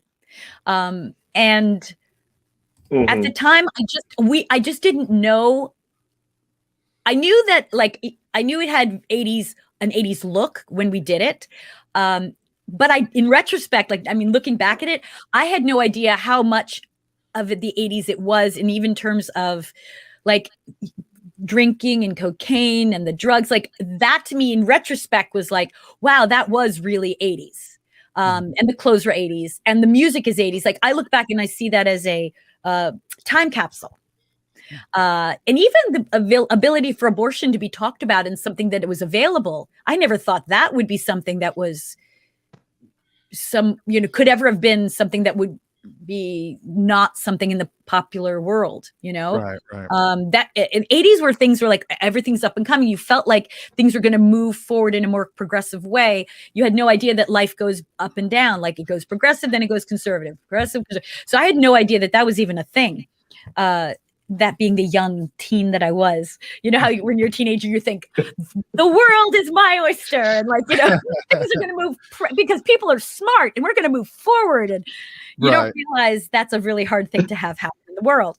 But anyway, so in answer to your question, I didn't realize the police were in it. And like years later, I went, oh my gosh, the police were in that. Like it was just music to me and in popular music, but it wasn't, I didn't see it as the artists in it. Later on, I realized, wow, that's amazing that they got that artist to do it. Quincy Jones, like what? Like, how did they do that? So yeah. Very cool. Yeah. The Commodores, and of course, Mike McPadden mentioned that. Journey. Mike McPadden mentioned at the introduction, this was back when U2 had a dash between the U and the 2. Yeah. He mentioned that at the introduction. They did. You're right. They did. See, I didn't even think about that. That's right. And funny, I mean, even with Journey, okay, here's a funny story. So I am, so like that beautiful scene, I think when they sing, cool, da, da, da, I think that's Journey's song. And I'm like, it's all this emotional thing. Open Arms. I'm about to kiss Lawrence. And then now my daughter is dating a guy whose cousin is related to, we know somebody who is in Journey. And so I was thinking how funny it is that the people in Journey know Last American Virgin because their film was in it, but I never got to meet them. That's another thing too. Like all the musicians who participated in this film probably have seen this film, but I never got to meet them, so I always thought it would be kind of cool, to meet them because those scenes are they're beautiful because of that music, so anyway, maybe someday. So, right. Very cool. Mike, Christian, do you have any questions for Diane? I mean, everybody's pretty much really dove into a lot of stuff that I would have brought up. I love Amityville 2. I love TerrorVision. I don't know if anybody's brought up TerrorVision. I'm obsessed with that movie. Every cell you love of it. TerrorVision. Yeah, I'm a horror freak, so movies like that, I love it. I love TerrorVision. Okay, so here's a funny story, TerrorVision. Of course, all right, I love TerrorVision because we knew when we did TerrorVision, all the cast, Garrett, Graham, Mary Warnov, Jonathan Grice, we all knew it was a parody of the 80s. But we did it in the 80s. It was like 89, but we knew it was, or 87. It was so funny, but we knew we were making fun of the 80s in it. I purposely had a Valley voice because oh my God, we knew what the Valley was from 1982. So oh my God, that kind of voice. Oh my God, gross me out. Gross me out. Yeah. I'm going to make you take your pills. So all those that kind of fun voice was it was like look like a punk rocker, have the Cyndi Lauper look, like have that fun Valley voice, and combine it all into one. And when it came out, we thought this film was going to be a hit. We thought people would go crazy and they were going to get it. But just like I said before, people, the progressiveness of this country is very slow. It's meaning that, people all over the country almost I think they live in different time periods. Some people live in the 50s, some people live in the 20s, some countries, New York is ahead, but it's also, there's a sense of history. California lives like in the future, like, some places in the Midwest live in the 50s. It's like different times. The Amish, they live in the Amish period, They live like me. Right, every place lives in a different time period. So when you see a movie, when they see the movie, it's when they experience the this time, what's going on. So with TerrorVision, we thought everyone would get it. Well, so many people thought the film they just thought, oh, it's poorly acted because it was over the top, but it was supposed to be over the top. That's the style. Right. It was like cartoon, but audiences weren't caught up with that. Like, oh, we get that yet. They didn't understand something they thought it was poorly acted as opposed to hilarious. So a joke. So anyway, or a parody of that times, because maybe they were still living in that period, like you have to learn the period before it could be funny. So now I think all audiences get it. I mean, you look back and you go, oh, that's hilarious, that the workout outfits and the I am a hot guy, like watch it, whatever played Garrett played like the swingers. Low. Right. So now we get the humor. So I sometimes think films have to they have to be in the social world for a while before we get them. And thank goodness for the internet. Thank goodness. If we didn't have the internet, I wouldn't be sitting here. We wouldn't be talking about these movies, and people wouldn't be passing them down. And I agree. Not every film's going to be passed down. So I love TerrorVision. It was such a fun movie to shoot. We were in Rome, and we shot it in Rome, of all places. You would never guess, but we were inside this studio, and the air conditioning kept dying, and we were all in this full makeup with costume and a monster, a real monster that was dripping with goo, and it kept dripping, and it was like we would like turn the air conditioning on when we were shooting, turn it off, turn it on when we're not shooting, so everything get patted down. Then we're shooting, you have to turn it off because you can't have the sound. We're all sweating, the monster's like dripping. There's no voice of the monster, there's just people moving it in the background, and we're reacting. The voice came in later, so it was a trip to do. And I shooting like a machine gun, I mean, when do I, innocent Karen, like get a chance to shoot a machine gun? I was like, oh my god, this is so much fun, and like I have to say it was fun. And her just clothes and hair in that movie was awesome. It was great. Such fun stuff. Oh, it was so much fun. And I was very happy to see some people dressing it for Halloween like it too, like some great and good, even not even make Halloween, just great makeup inspiration. Great. I think it's great. That doesn't have to be for Halloween, is what I'm saying. It's a great look. It's a great look. So thank you for loving TerrorVision. I'm talking too much. You tell me what you liked about it. I don't know. Do you have any memories of working with Garrett Graham on that film? Because I'm a big Garrett Graham fan too. Oh God. First of all, Mary and I were laughing so hard every time he did something. We were like going, oh my God. Because she had worked with him before. And I'd never worked with him before, but he's the nicest guy. Like he's a really sweet guy, but he's also, I don't know. He commits so much, and he just kind of improvises and just goes with the flow. So it was entertaining to watch him, but also fun to act with him. And we all knew our characters really well, which made, I think, the director and writer-director, oh my God, my brain. Ted Nicolau. Ted Nicolau. Ted Right. Ted was so happy to see us all working. I mean, he had a smile on his face. I mean, it's so great to see the writer. See, I've worked with a lot of writer-directors. Those are the best because writer-directors, it's like they've created their baby and now they want to show you, how they want to see it. So if you're a writer and then you're a director separate, there's a more like you're interpreting what the writer wanted. So with Better Off Dead, he's the Savage. Steve Holland was the writer director. Ted was the writer director, and just there's a little bit more love that goes into it. And I could just see him smiling when he saw us all together acting because he was like, "Oh, this is how I imagined it, only better, even better." Right? He's in his head. So he was a joy to work with. Great cast. That's awesome to hear. Yeah, very cool. Yeah. Well, you've done so many,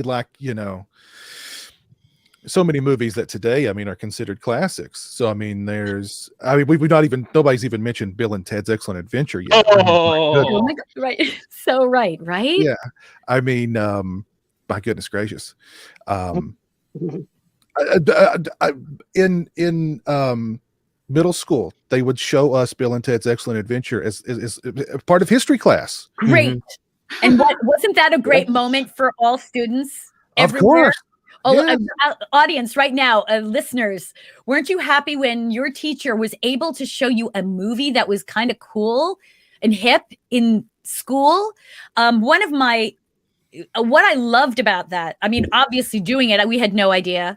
The movie almost didn't come out. People did not, studios did not think it was a valuable movie. There's lots of reasons for that. Because at that time, critics were really could make or break a movie, and comedies were not as valued because you had to go into the theater and people would say, here's my, where should I spend my $5? A drama or a comedy? And they'd be like, spend it on the drama. It's much more, valuable for you. And then once VHS came out, all of a sudden everyone was like, wait a minute. College students broke the mold. They were like, I've gone to school all week. I'm exhausted. I want to watch something fun with my girlfriend. Let's watch Bill and Ted's. Let's watch Better Off Dead. Let's watch 16 Candles. Let's watch, a Breakfast Club, whatever. Let's watch Meatballs. Let's watch, something funny and upbeat. And that's how it became so fun and endearing. The audience got to choose. So Bill and Ted's, I'm so glad you saw it in school, and I have something cool to show you. Oh, this cool. Just came out. I was so excited. Okay, did anyone see this? This is a game. Awesome. That's awesome. It's an educational game, people. Okay, so you can give it to your kids or your teachers to play. But look at this. Okay, this is the coolest. So the game opens up like this. And then I have to say, look, what are the playing cards? Yay! Oh, very cool. Yay. Very cool. I made it to the game. And I have to say that is, it's so, with Bill and Ted's 3, I have to say thank you for this, Oh, say thank you for that. So I'm glad they remembered us in the game. That's another thing. So Excellent. It's hard. Yeah. So anyway, there's cards, but it's an educational game. It talks, it's history questions. So that's cool. That is very cool. One more thing I'm going to show you. You can buy these on Amazon. They're not even asking me to do this. I'm just a nice person. Okay? They should be so happy.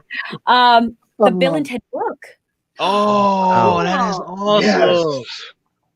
And this is Bill and Ted's 1, 2, and 3. And again, I was so grateful that they had pictures from the film. Wow. Look at those photographs. Cool. This was the deleted scene too. Look at their went to the prom without shorts. So I highly, again, look, if you're a Bill and Ted fan, this is a must. There's they have this is like a great book. So anyway, but yes, Bill and Ted's has reached contemporary culture. And with Bill and Ted's 3, it's living on, and who knows how many Bill and Ted's they're going to do now, but hopefully people will always watch the original. Yeah. Well, yes. Can I share that, Diane? I remember when that was advertised when it came out because I'm getting old like everybody else. But I never forget. Yeah, I know. Okay, good. My father took me to see Bill and Ted's Excellent Adventure at the movie theater, and I remember there were a bunch of us who were so excited to go see that film. I saw it theatrically. Wow. My mother taped it for me on VHS tape when it came to Showtime when it first aired, and I have always loved that film. I've always enjoyed it. Yes, I enjoyed that film very much. So I just wanted to share that with you. Oh, thank you. I'm really glad that I'm able to, that you remember me. I do not take that for granted. And I don't know if any of you know the movie Better Off Dead. Yes. Oh yeah. Okay, good. So that I'm writing a book on right now, and that's going to be like a collector's item. I feel like, Better Off Dead is one of those films that also comedy. Not everybody saw it. Indie film, but if you see it, it's a feel-good movie. You feel good after you watch it. It's really sweet. So I'm hoping, and remember I took l'exis in the movie. I'm French. So I don't get confused because I was once English in Bill and Ted's. Now I'm French. So right, it's too many words. So, but yeah, if you do see it, people should follow me if they don't know. I'm on social media. Follow me on Twitter, Diane Franklin 80, or follow me on Instagram, actress Diane Franklin. My Facebook is filled, so good luck with that. I don't even know how you're going to find that. But anyway, but I will say this, find me, because once I put it out, and I want to put it out this year, it's just a beautiful love fest. And I've gotten interviews from the director, writer Savage, and I'm going to have pictures in there that are never seen before. And it's just, again, a love fest. If you like those films, it'll bring back great memories. So anyway, it's one of my favorite. It's definitely one of my favorite movies. And whenever anybody brings up comedies from the 80s, I always say, oh, Better Off Dead is one of my favorites. And whenever anybody brings up John Cusack, I always say, my favorite movie of his is Better Off Dead. And then my second favorite is the one last summer, which I think is hilarious too. Which a little inside scoop on this. I was actually in last summer, what's the name of it again? It's One Crazy Summer. One Crazy Summer. I love that movie. Summer. I was actually in the movie at the end, and I walk by with this other guy and wave to John, and but they had to cut it out. Because for time. And Savage has always said, I always regretted that. I always was, because he directed it also, which would have been really cute. But obviously they have to make time for those things. But it's kind of a cool little inside thing to know.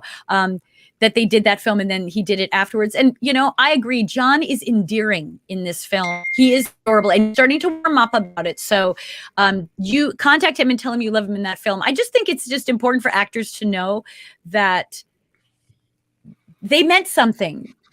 Right. In the lives of growing up, and, maybe they inspired a person to be a certain way, or certainly at least made them feel, just made them feel good, So I think, look, I'm really fortunate and that you are all here remembering the films again, and just that they meant something to you. Right. Makes me feel really good. Every one of those meant something to me, honestly. I wouldn't be here without watching all those movies and being addicted to movies. So I want to thank you, because if you wouldn't have been in those movies, if we didn't have those movies to watch, who knows what things would have been like. The 80s was right. The 80s was the age of excess, and I was growing up. So I needed stuff like that to keep my head straight. And it did. It helped me. I think I grew up better because I watched movies like that. I really do. Now, don't you think 80s movies, I'd like to ask your opinion, all of you. I always felt there was sort of an upbeat time, upbeat messages, perhaps. Maybe not always happy, but they certainly were a time where you got some answers to some problems. And tell me what your thought is compared to even movies today. I don't know if a lot of movies give answers to problems. Maybe they just leave the problems and you figure it out. I don't know. You tell me. Just about all my favorite movies are from the 80s. There was just something about that decade. I don't know what it was. Maybe it was Maybe it's too much cocaine. I don't know. I just love Right, at the time, right? So many of my favorite movies are from the 80s. That's my favorite decade for movies, and not just horror movies, but for movies in general. All of them, yeah. It was the first time that teen movies, teens had leads. You know, before that, all leads were teens were kids in an adult story. Right. And that was the first time that teens were the leads. And they were very smart about that because look, who wants to go to the movies of the teens? And that's where they're going to find out answers to things in life that maybe their parents didn't talk about. Maybe their friends gave them the wrong advice. So, okay. Yeah, I like to hear that. That's cool. I'm slightly older than the rest of my wonderful castmates here. The 80s were my teenage years. So your films really, I literally grew up with. I mean, wow. the soundtracks were the soundtrack to my high school life, and the films were part of my development into a grown person. And the 80s were magical. I don't think we could ever replicate that. There was, even though we had a lot of drama going on around us, with the Cold War and the nuclear threat, we still found a reason to have fun. We still, I don't know, we weren't dying. And it was such a drastic change going into the 90s. It seemed like somebody flipped a depression switch, and us children of the 80s don't really understand that. It was like, you can still smile, you can still have fun, it's going to be okay. And it was there films was like a lot of hope. There was and it hope was films like the ones you made, Bill and Ted, and of course Better Off Dead's one of my favorites. The scene where you're throwing grapefruits at the street sign, and he comes over and you're complaining about Ricky, and John tells you it's important to put the NT in tentacles.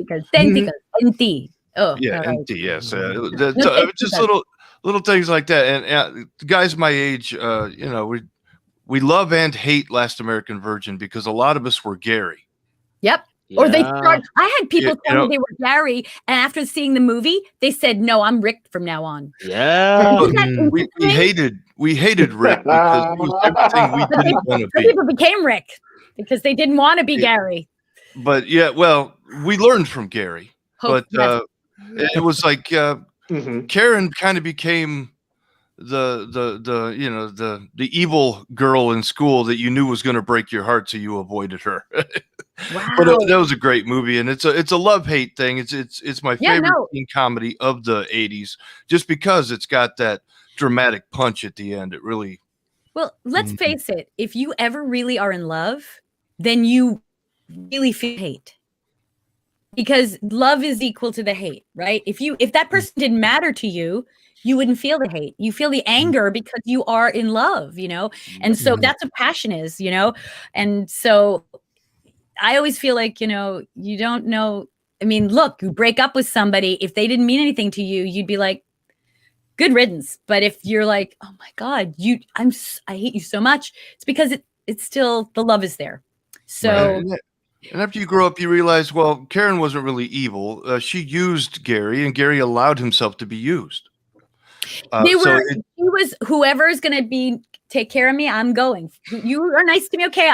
I'll be with you. Oh, you're going to be nice to me. Okay. But she wasn't, I didn't play her, or I didn't feel like I played her to manipulate Gary. I think she was just, if he's going to be there and help me, okay.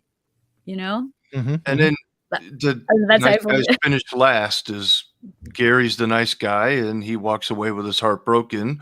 Rick is a jerk, but he gets everything he wants. That's an important lesson for young men to learn at that age. Yeah.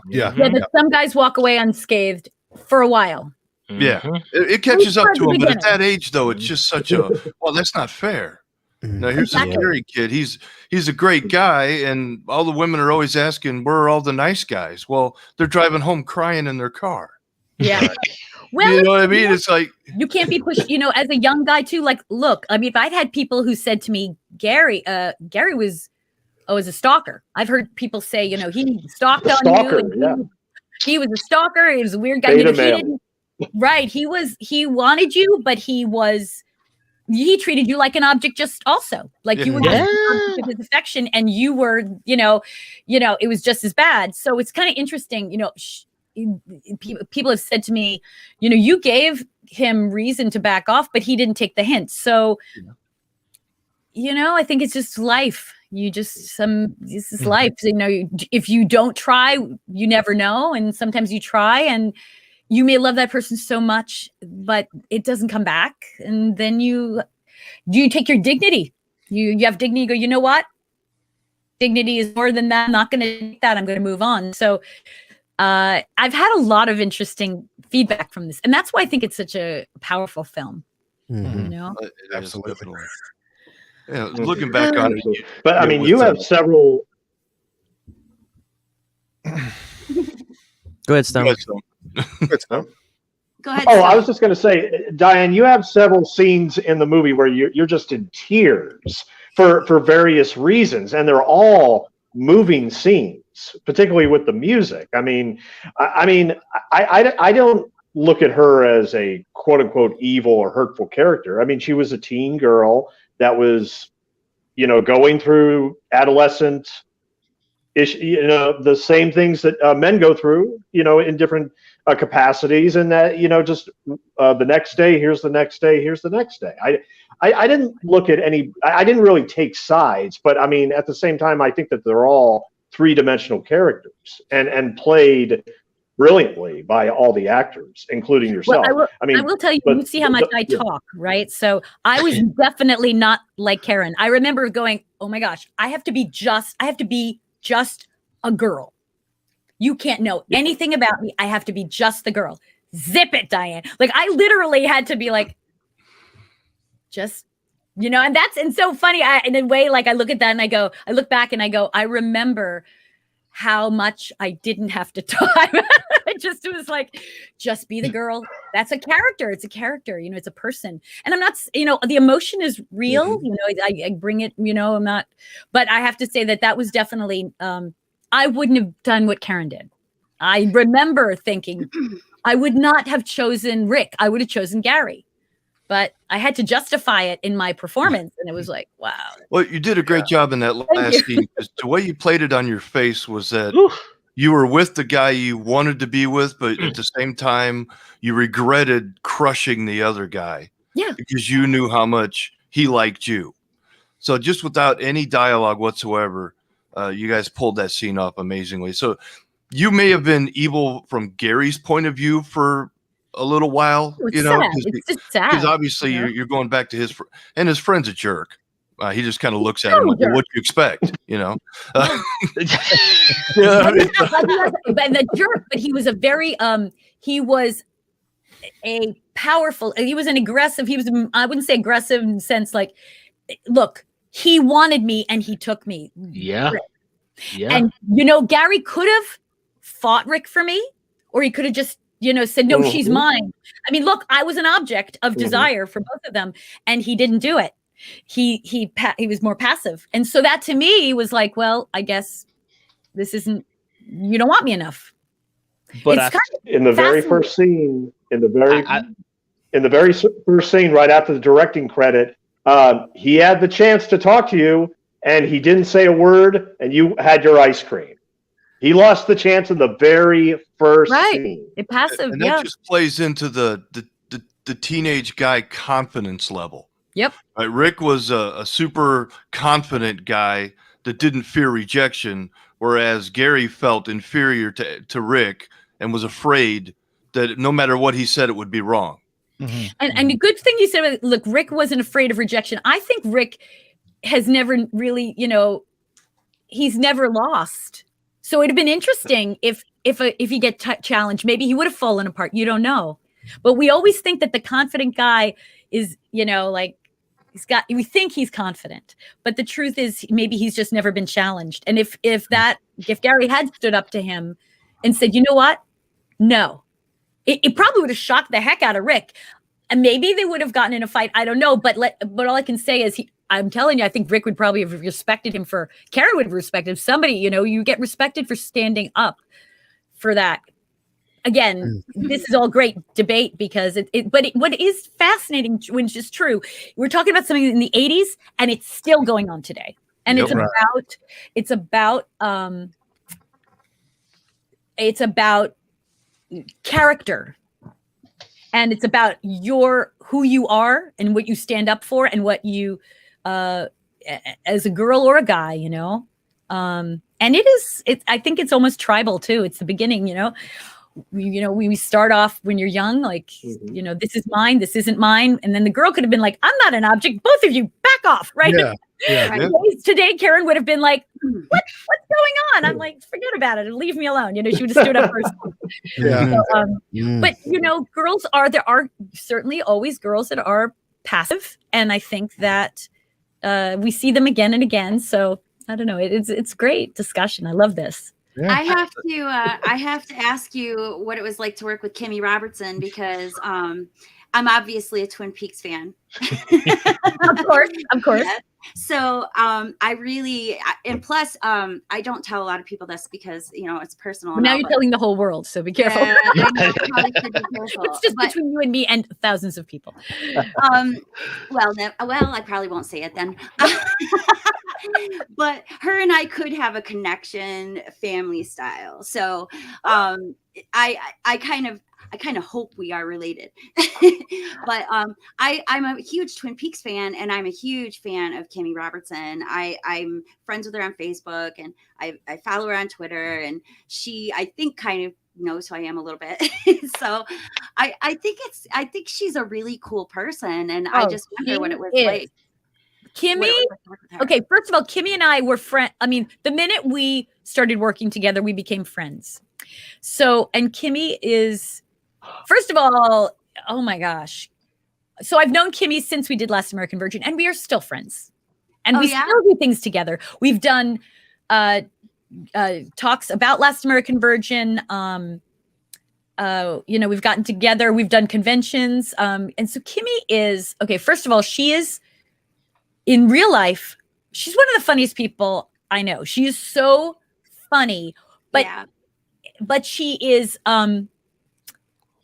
she knows, okay, so she knows, first of all, she's got this incredible voice. I love her voice. Yeah. And she does a lot of animation with it, which is wonderful. She does a lot of cartoons. Mm-hmm. And she's really super sweet.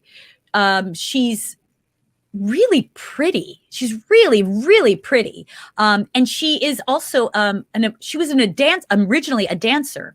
Yes. So she's got she knows how to move. Like she's got a beautiful way about her. And so she's an interesting person, and she's funny, and she's got a great wit about her, and she knows how to use her voice and her body and her expression in any acting she does. And I just love working with her. And she even made me laugh, obviously, when we were doing Virgin, you know, with the, you know, I don't know, like, I only have one gum and it's got to last me all night. And literally Boaz was laughing. I was laughing. We're like, don't break, Diane, you know? So, she's just great. I'm so glad she became an actress. You know, I think Virgin was her first acting job. Yeah. I actually think it might have been too, yeah. So that's what's kind of funny. Some people just kind of fall into it and they're discovered. Mm-hmm. So she's one of those people. She's lovely. So yes, be a Kimmy Robertson fan. Find her and look at her work. She's great. Yes. Is it an episode of Webster? Is it okay if we take a couple of questions from the audience, Diane? Please, I love to know. I don't see anybody here, so like I'd love to see their. Oh, we've got a lot of people watching, and they're very excited to see you here. Let's see. My buddy Nico asks, Miss Franklin, do you have any special memories of David Ogden Stiers? Oh, David! Wow. Okay, so David is. You're going to find out more about in my book. But David, first of all, he looks very stern, but he had a great sense of humor, and he was very fun to work with. I remember seeing him on MASH, right? You probably saw him there too. And what I really liked about David was he gets the humor in a scene, and he knows how to play his character. Like he can play his character, but he knows how to like improvise with his character, and he knows his characters, and he comes in and out of his character really easily. So when we did Better Off Dead, when we did that sitting down, that dinner scene, it was cool to see how we just suddenly went into his character as everyone. Kim Darby, like, you know, she played like the bubble-headed woman, and the mom, which hilarious, did a drama with her called Summer Girl, and she played like this distraught mother in the story, and I played this evil babysitter. So it was great to see Kim playing another kind of role. You know, we got to act again together. But David was a great guy. He was funny, and he made me laugh when he asked me, you know, you obviously have to speak some kind of, you know, English to be in this country, you know? And I was just like, he said it with such conviction that I almost felt like I got to spill the beans in the scene now. I don't know what to say. So it was very fun to work with him, and just, you know, it's just great to work with seasoned actors and people who really know what they're doing. So, and I was happy to work in a comedy with him because he did a lot of more, I guess, dramatic roles, or playing things totally different. At least on MASH, he played his character very realistically. So it was great having him play Lane's dad. Right. Great. Yeah. Joe would like to know what it was like stepping back into the Amityville universe when you did the Amityville Murders.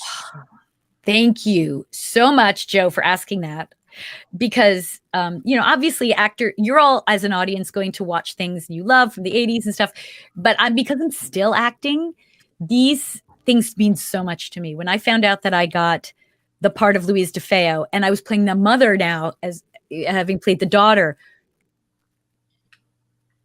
I burst into tears. I mean, dream come true, because it was not only going back in time with the film, but also the writer-director appreciating that film so much. He loved Amityville 2, as Jamie does, and wanting me to play the role of the mother.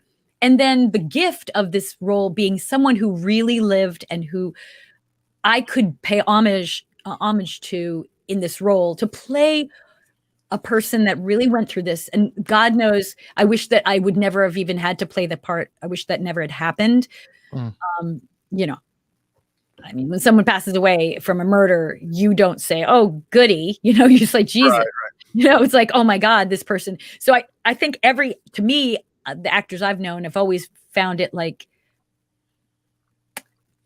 it's like you have a responsibility to play it well, and to play it with as much reality as you can, to you know, keeping with the script, but to that person. So anyway, I'm stuttering, but all I can say is that was a gift, and I hope people see it, and I hope people see Amityville 2 will see Amityville Murders, because I'm the only actress who's ever played the daughter and the mother in essentially the same story. Oh, wow. People don't realize, okay, Amityville, here's the scoop. Amityville is a big deal, and I'm from Long Island, so I can say this truly. It is a big deal because in 1974, a 23-year-old young man, murdered his entire family, and a family of 5. I mean, with parents and then the kids. He murdered them. But he murdered them. Everyone was in bed and nobody woke up. And so and it was on an Indian burial ground. And there's a lot of like unanswered questions from it. And Ronnie DeFeo is in prison right now. So, okay, real life. This is really it really happened. And the murderer is still in jail. Now, from that, Amityville 2 was loosely based on the story, but Dino De Laurentiis didn't want to pay the rights for the entire story. So half of it takes place in the house and the story, and then half of it is about an exorcism. Then we go to Amityville Murders. This is basically a docudrama. It's a drama, but it's based again on the true story. So what I feel is when this whole story came up, it's like, this is a fascinating story because it is based on a true story. And then it was taken and partly in Amityville 2, The Possession, and made into like a real horror film. And now in Amityville Murders, it's a docudrama. So there's drama to it. It's scary, but it's based more on truth. So I really appreciate you bringing up that movie, because to me, that was, it carries on. And I think, you know, it'll carry on forever because it's based on reality. And it's crazy. Life is crazy and terrible things happen and people write stories about it. But I really felt that Daniel Farrens wrote a really lovely story and captured the characters really well. And I hope if there are ghosts out there that, if there is character that family will feel some kind of like okay, at least my story has been being told in a sensitive, caring way, as much as possible. So thank you, Joe. Sorry. One last one, and then we'll let you go, Diane. My buddy Chris wants to know, Diane, how is it working with John Cusack? Oh, John. I love John. John is so talented and so wonderful, and I'm very grateful I got to work with him early in his career, as I did with Keanu. See, I got to work with these guys when they were young, and they were like very obviously very handsome. They're still handsome, but that was fun. I got to kiss them. It was wonderful. I'm so jealous. Just a lovely gift. But the other thing about it was that it was early in their career. We didn't know who they would become. It was all like very innocent, and that's a cool thing when you work with actors who are they're early in the career, they're doing great work. And who knows? I mean, certainly, like even with me, you just never know what was going to happen after Last American Virgin, what films I would be doing. So I think it's exciting. And John is such a sweet guy. I know he's very political now.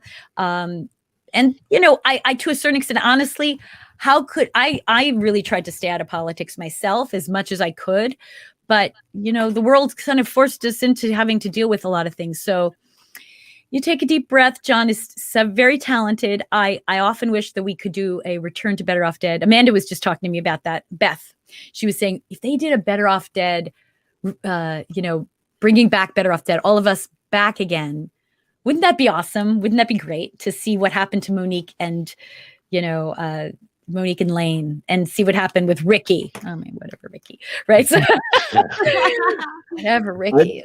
I paid $2 to see that. Right? See, you'd pay your $2. Yeah, I paid to see it too. Right? Merci buckets. Yeah, but I will say this also. Speaking of that, I just did I did a movie called High Holiday. It hasn't come out yet, and it's with Tom Arnold and Jennifer Tilly, the other starring in it. I just do a cameo, but Cloris Leachman was in it, and I was like, she has a film. So I know, right? So I was excited. I mean, it's got to come out. It was supposed to come out 2 Christmases ago, and then this Christmas, but I think because of all the COVID thing, they held off. So hopefully by next Christmas, but still, Cloris Leachman. So when that happened, I was like, oh God, you can't count on things. You just don't know. So. Yeah. Right. Well, Miss Franklin, I would like to just thank you so much for coming on here and sharing your time with us. It's been fantastic talking to you about all these great movies that we all love, and our audience has just been eating it up, and I know all of us have been eating it up. Stone has been glowing the entire time. This is very nice, Stone. I'm glad you had to come, and I want to tell everyone, merci, buckets, for checking in, and I hope that I made your night better. You most certainly did. Absolutely. Yes. And follow Diane on social media, Diane Franklin at Diane Franklin 80 on Twitter, and Diane Franklin actress on Instagram, right? So, actress Diane Franklin on Instagram, actress, okay. And Diane Franklin 80 on Twitter and Facebook. If you can find if you go to the group page, you'll get in. But the other one I have, the other regular Diane Franklin page is full, so I have to bring everybody over to that. Diane Franklin group. You'll see black and white pictures from my books. Okay. And that's run by me and someone who is dear to me, my friend who is also my convention manager. And so we run it, and I'll be there.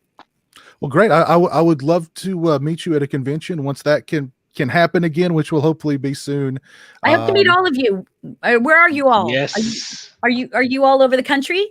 I live in New York with the Amish. I love it. I'm an Amish person. I love the Amish. Okay, good. They're all around me. Cool. Very cool. I'm in Kentucky. Where? Oh wow! I've never gone to Kentucky. I'd love to go to Kentucky. That's cool. All right. A lot of mountains, a lot of trees, lots of bourbon. Beautiful. I'll have all of that. Okay. Hey, bourbon. I'm in the heart of it all, Ohio. Oh my gosh, I've been to Ohio for conventions. So good, Monty. I'll probably see you at a convention again. Oh, I've been to absolutely. Cleveland. Absolutely. Cleveland? Yeah, I've been at a convention in Cleveland. C-Town. That's my hometown. Oh, great. All right. Good. I It's love only it. 3 hours from me. I can get there fast. Good. Yep. But thank you so much again, Diane. It was an absolute pleasure. And yes, all the best in the future. Thank you. Au revoir. À bientôt. Au revoir. Au revoir. Au revoir. All Mi right. amor. Right. Merci buckets. Merci, buckets. Oh, well, that was very cool. And thank you again, Stone, for making that happen. That was very cool. That was Thank you, amazing. Stone. Nicely done, Man, Stone. she's Nicely cool done. people, man. She's cool people. That was fun. She's Yeah, wonderful. Diane- She's wonderful. Diane is good people, no doubt about that. Monty, we kind of cut you off, but you were right in the middle of talking about how you don't want to live in a world without movie theaters, the theatrical experience, right? Oh man, I've totally got taken into the zone. She was so good. She was what the hell was I saying? Basically, I don't want the movie theaters to ever go away, man. I just I love the fact that I miss that we all grew up in an era where movies were passed down to us through word of mouth, and then we would be taken to the movie theater and just be whisked off into this world, and then we would go home and they would be on video and they would be on regular TV. We had all these different cable stations that would play classic films. I remember my mother showing me Psycho when I was like, I think I was 6 when I saw Psycho. And I remember I would see all these films from the early 80s, The Exterminator, just all kinds of obscure films that they would just be a surprise to me. And I just miss the fact that I really think streaming and COVID is kind of, I'm going to use a strong word, killing just the rotation of these classic films, not films that are made for profit and for Netflix and for streaming and all that nonsense. I'm talking about classic films, classic storytelling, even like The Last American Virgin. I wouldn't have seen that film if it wouldn't have been for Encore. And just the power of seeing those films and the storytelling, it really breaks my heart when I see, I think Denzel's got another one coming out this Friday. Mm-hmm. And it's like, oh yeah, coming to streaming. That's BS. Denzel, you need to see him on a big screen. I don't want to watch Denzel on this thing that I'm looking at right now. So it just, You've just I'm got sorry. to have. You've just got to have faith. You've got to be a glass half full kind of guy. And just, the same thing with, I was having a conversation about conventions just the other day. And, the hope is 2021 we'll get back to some level of normalcy. And hopefully the same thing with theaters, because when people are able to get out, they're going to want to go places. And the theater will definitely be on that list, I think. Yeah, I'm always like a bright side kind of guy, and one thing I have noticed is kind of a bright side about this is that the drive-in was given a shot in the arm. Mm-hmm. And speaking of older films, since they couldn't get new product, there were a lot of older films that got re-released to the drive-ins and ended up back in the charts, basically, and people were talking about them. And I thought, so if you got to look for a bright side to this dark situation, it's that at least some older films got some love, and the drive-ins, people suddenly remembered they still existed. Mm-hmm. So I'm hoping that this brings back the drive-in to more prominence. Go out and see movies at the drive-in. You might not be able to get, like in my area, you can still go to the theater, but the drive-in is where it's at. And it's like, it's great that you can have that experience again. So if you can't really thank the situation we've been in, but you could kind of try to look for a bright side. Like, you made us stop and think about what was important, what we were missing. And we were being so bombarded by too much media that we couldn't possibly pay attention to all of it. Right. Yeah. Like I was talking to Diane about her films. Back then, we didn't have all the stuff that was just taking our attention away. You could sit and digest a movie like Last American Virgin and just think about what that character was going through and put yourself in that position. And now it's like here today, gone later today. It's like, oh, I think I saw that movie, but I don't know. I saw something else 10 minutes later. And They don't have any. I'm sorry, Mike. I was gonna say you see something else 10 minutes later and they don't remember the other thing they saw. It's like, oh, I think I saw it, but it doesn't resonate with them. They don't have time to marinate with it, and actually it doesn't become part of their fiber like it was back in the day. Right. So this gave us that time to slow down and pull movies out of our collections and go to the drive-in if we had the chance and actually fall in love with what made us love movies, all over again. So for that, I'm thankful at least. Not to mention, Mike, I think one other thing too is back then nobody could watch movies like this. Exactly. Yeah, there were no phones. There was no, nothing like that. No streaming. It was, you had to appreciate it. You got a chance to go see a movie in the theater. It was going to be 2 years before it was on TV. Yeah. So you paid attention. You know what I mean? You paid attention because that was like, oh, I got to memorize every frame because I'm not going to see this again for 2 years. And if it was something you really loved, you pay the money, you go back and see it again. So that's why the original Star Wars fans are so, like me, are so diehard about these films, because that was the only way we had to memorize them. We had to go back to the theater to see them, and they were special, and I think there's too much product. And with this break we got this last year, I try to look at the positives, and I think maybe we could fall in love with the reason, we love movies, we rediscover all that stuff again, and that's cool. Yeah. But I'm looking forward to concerts, trying to watch a concert on the internet. It's not the same thing as being in the mosh pit. No. I'm sorry. No. What I mean? Man, with the elbows flying at you and the music blaring, you know what I mean? You can't replace that by watching your favorite band do a web concert. Yeah. So there are certain elements that we are missing out on that I'll be glad to get back. But at least we had that, see what was important and what we were missing. Mm-hmm. Yeah. And like I said, I think once we get to a point where things are opening back up, we've got the virus under some form of control, people are just going to cut wild. People are going to cut loose. They want to get out of the house. They want to go to concerts. They want to go to movies. They want to go to conventions. They want to go, they just want to get out and go. I mean, I hope this gives them a new level of appreciation for what's available in modern time. Yes. Because we didn't have this stuff back in the day. Now, I read about Fangoria conventions in the back of Fangoria magazine, but, I wasn't going to be able to go to one. They had like maybe 3 a year, and it was New York, it was Chicago, it was LA, and that was it. But now, people have the opportunity to go talk to people like Diane in Cleveland. You know what I mean? It's amazing. Yeah. So appreciate that. Take advantage of that, and really, just appreciate what you have, because you don't know what you have until it's gone. And now that we've had it taken away, when it comes back, remember that shit. Yeah. Yeah. Wise words from the professor. Wise words from the professor.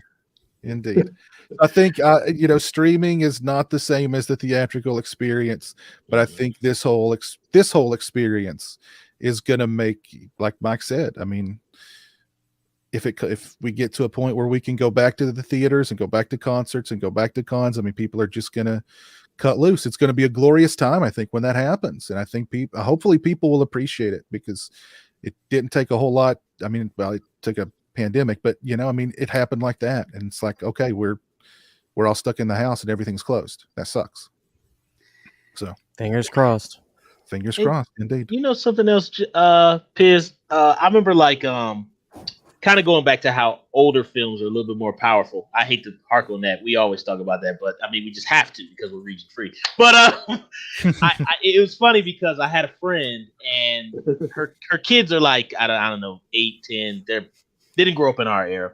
So anyway, we watched some little horror flick on Netflix. I don't know, some little picked up by Netflix horror film, whatever. Okay, it was serviceable. It was cool. I was like, okay, creative. I got chills down my spine. Okay, fine. And then me and her said, let's get the kids hip to some stuff we grew up on. So we showed them Poltergeist 1982. Mm-hmm. And then we showed them Poltergeist 2. Mm-hmm. And I will say, to watch their reaction to this little Netflix horror thing we were watching with somebody going boo, boo, boo, boo, and all that, and calling on the cell phone, I'm going to come and get you. Yeah, they were like, ooh. But when they saw Craig T. Nelson drink that tequila worm and barf it up, if you would have saw those children's faces, I have never got a bigger kick in my entire life. It was their visceral reaction to that. The rawness of that scene is so tough. Mhm. And to see the kids who grew up in this little coddling era, to see that, and I just watched them.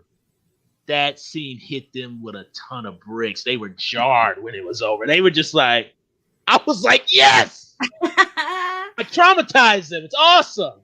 But it's just, that was the feeling that we got growing up. And I don't think the streaming and not having the theatrical experience and just the visceralness of in-camera special effects, I don't think they get that punch, that staying power. I've never forgotten that scene, and I saw it, I think, when I was 7. Yeah.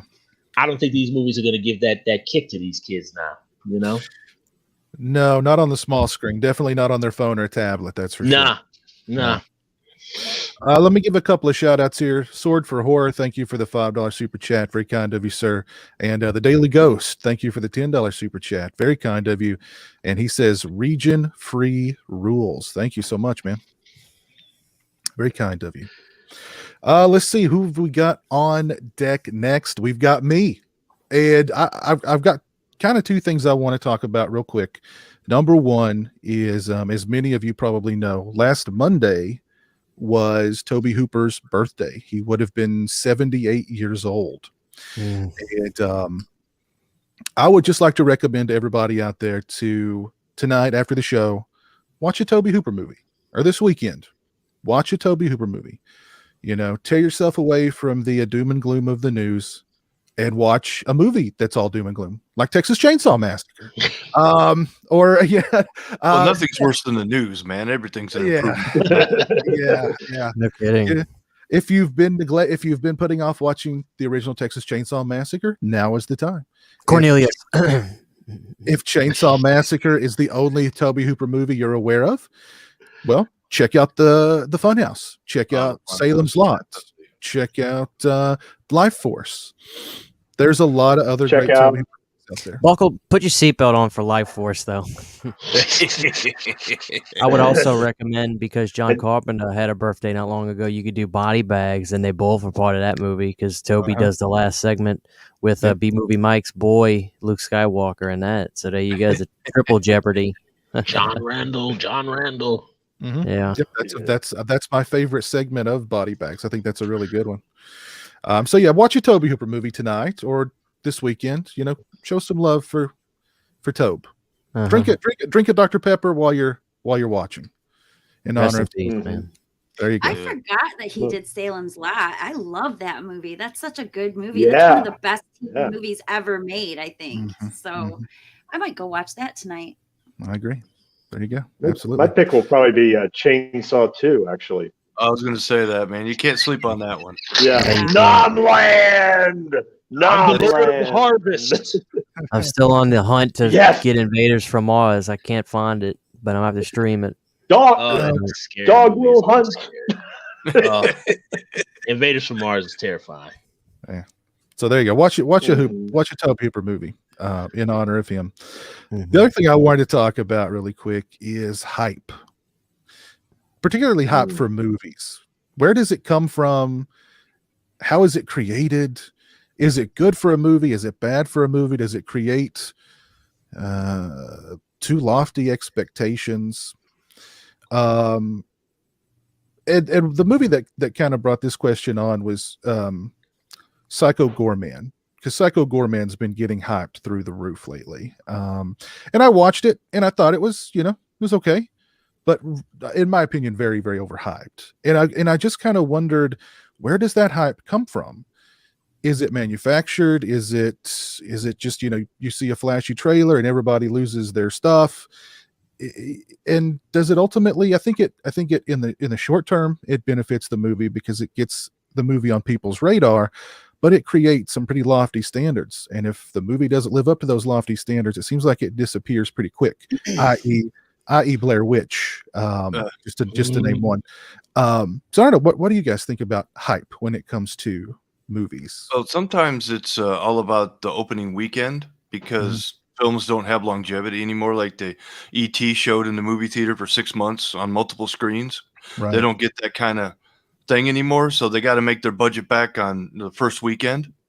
So the most hype that they can possibly generate is going to, they don't care if you go back to see it the next weekend. They don't expect you to. They just want to make their profit the first weekend and then get out. Right. And then they're on to the next thing.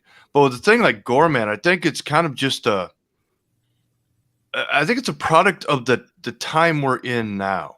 Everybody's had such a dark year that everybody's just willing to grab onto something that's silly and looks fun. Right. And I think that movie looks like it would scratch that itch. I mean, I'm looking forward to seeing it. I don't expect it to be high art.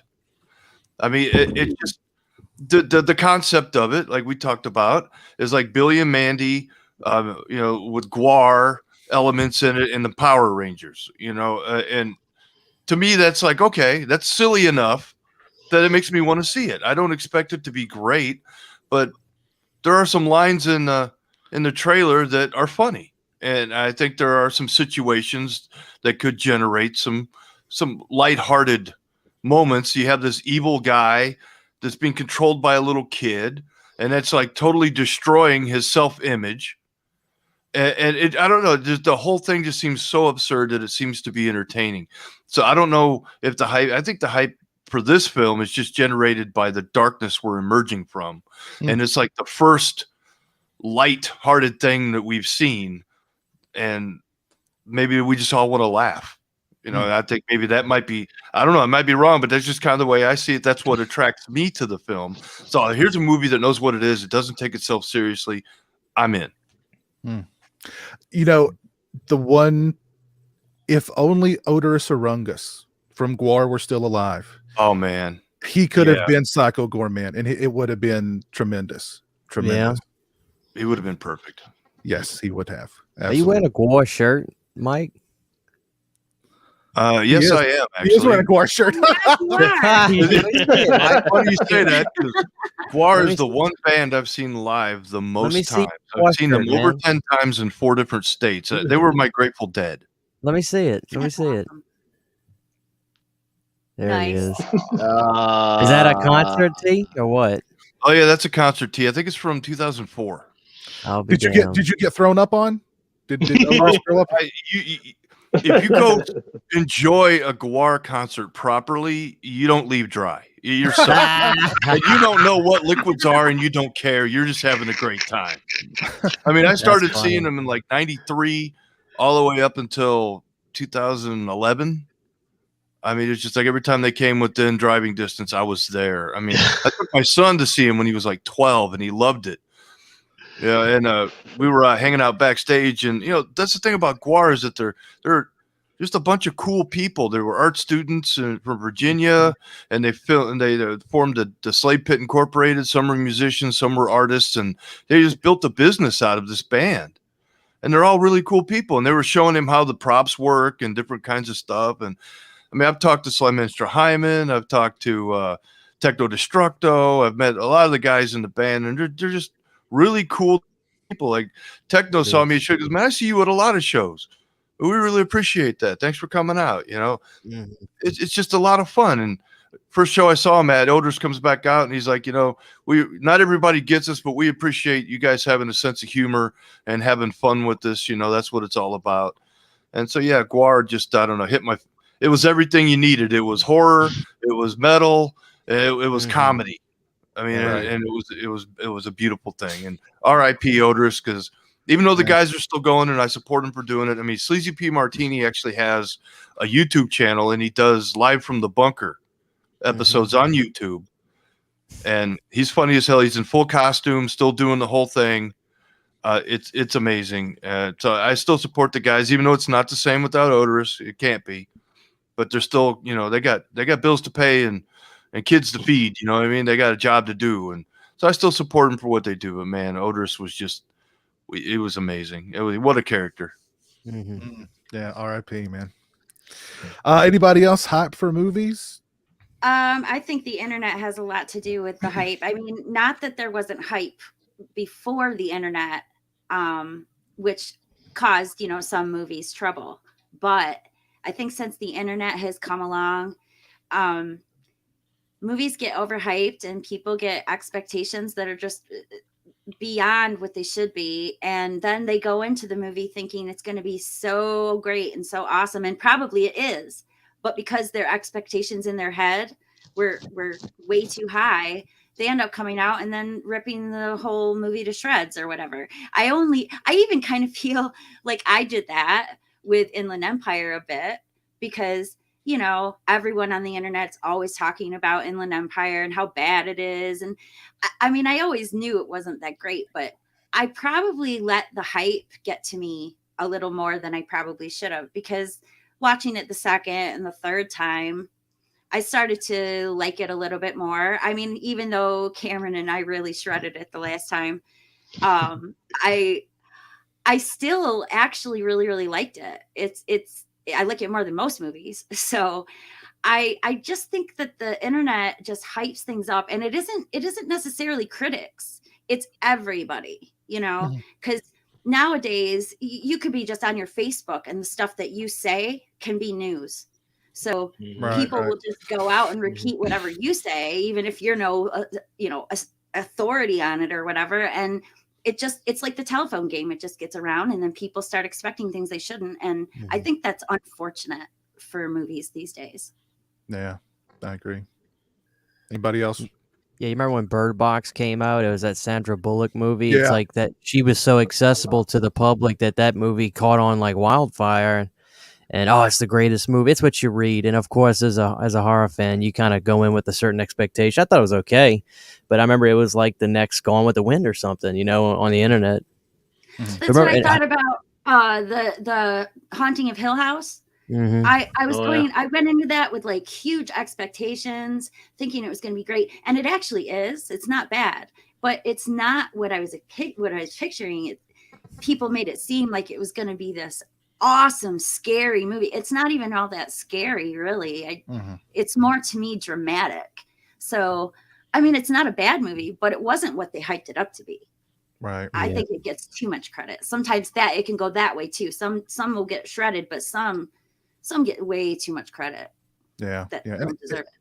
And I think sometimes the hype is manufactured by we've seen it with movies over the years where a big horror website or one of the horror magazines will take a liking because it's a friend of theirs has made a movie or whatever the case may be. A former employee has made a movie, and they just, promote the crap out of it and give it this glowing review. And then you see the movie and all of a sudden those reviews have disappeared. And they're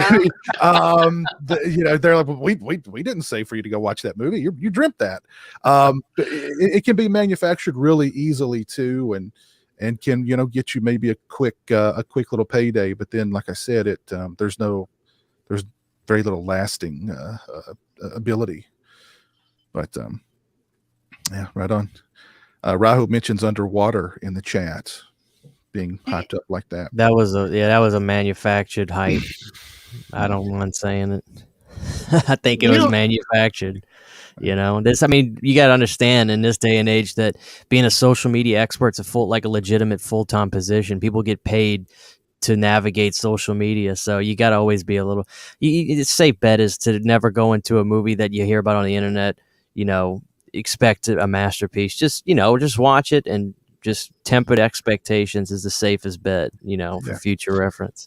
I applaud the people who do avoid trailers and do avoid with me. If it's a movie I really want to see, I definitely avoid reviews.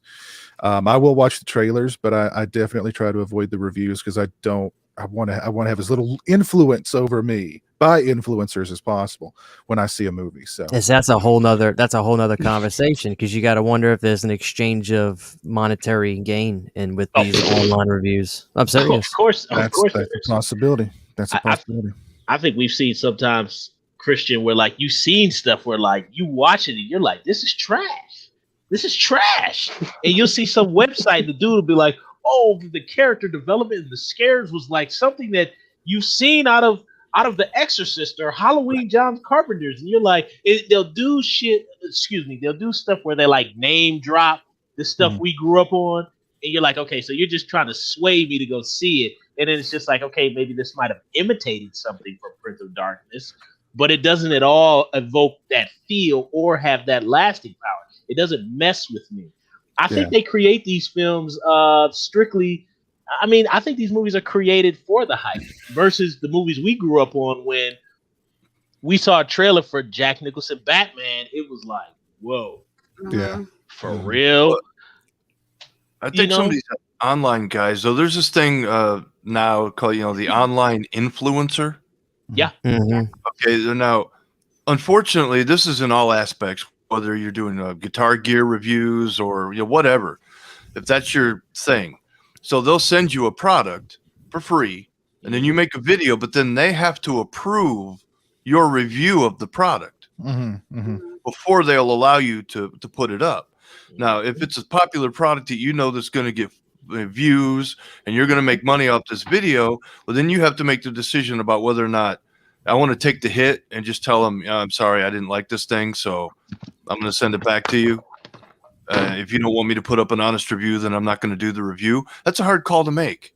If you're trying to make a go of this as some kind of job, so a lot of times you get that where the people will take the hit. They'll listen to the criticism. They'll be like, okay, well, we approved this video, but you're going to have to take this part out, or you're going to have to change this up before we'll let you post it. So it's almost like they buy positive reviews through the influencers. And I'm not blaming the influencers because they're being manipulated, right? I mean, it's like, well, do I want to make money off of this, or do I want to tell them no and not make money off of it? So they're putting them in a bad situation, and they're also using them to manipulate audience people for everything, products of all kinds. So that is really something that's come along in the last five years, especially. Yeah. And I think a lot of the hype does come from the paid reviews and the influencers that are being controlled by these big companies that are telling them what they can and can't say about the movie and or product. Right. I had I'm very wary of reviewing in true indie movies, because years ago a guy sent me an indie movie to review, and I gave it a fairly okay review. And as soon as that review was posted, the director emailed me and was just like, I can't believe your review, and he was demanding that I rewatch it and give it a better review, because he was trying to explain to me why I didn't like certain things about it, and then want me to rewatch it with that in mind, and then do a new video. And I was just like, no way. And he got very upset about it. He was very, very upset about it, and very colorful language, and it was he was very upset. So I don't like to really review like the true indie stuff anymore because of that. No, because you want to be honest, but you don't want to tear somebody up, right? Yeah, you kind of feel bad about it. It's like, oh man, I don't really want to review that movie because I'm gonna have to say some bad stuff about it. But I realize that some guy, might have sold a kidney to get the money to make the freaking thing, or mortgaged his house for the third time. And everything in his world is depending on positive reviews and people watching his flick, but it's garbage, and I can't say it's good. You know what I mean? It's like you want to be nice, but yet you want to be honest and right situation. Yeah. I think that Twin Peaks season 3 had a lot of that going on, where we were all so excited about this third season coming out. So we all get on the internet, right? And we all start talking with each other, and we start speculating, oh, what do you think it's going to be about? And, oh, yeah, I bet it'll be about this. And I bet this will happen. And we start getting all these expectations. Now, I'm not the kind of person who lets expectations get to me so much. So my way of dealing with it was, why are you guys doing that? And I even think I said it a few times. You guys need to quit this, because why don't you just wait to see what happens? Why don't you just wait to see what's because you're just hyping yourself up and making things seem like it's going to happen in the show. But what if it doesn't? Will you get disappointed? So why don't you just settle down and just take the ride? Because honestly, with David Lynch, you got to kind of just take the ride. You buy the ticket and you take the ride. So I mean, all these expectations about how it was going to go, I tried not to let them bother me. Ultimately, in the end, I was disappointed in the ending, but only because I wasn't sure how this whole Laura not being by the tree wrapped in plastic anymore affects the rest of the world. Now, does that mean there was never a Laura? Does that mean, that she never existed or she never got killed? It's confusing. So yes, I was disappointed about that. But when I look at the whole entire ride, I really enjoyed it. I really did. I always will enjoy David Lynch taking me on a ride, even if I'm not happy about it. Sorry. You haven't seen Twin Peaks season 3 by now. I mean, we're talking 2017. This is 2021. Come on. Right. So sorry, Lauren, but I just feel like, people hyped it up. And if they wouldn't have done that and we all would have just stayed calmer, a lot of people might not have been so upset after it aired.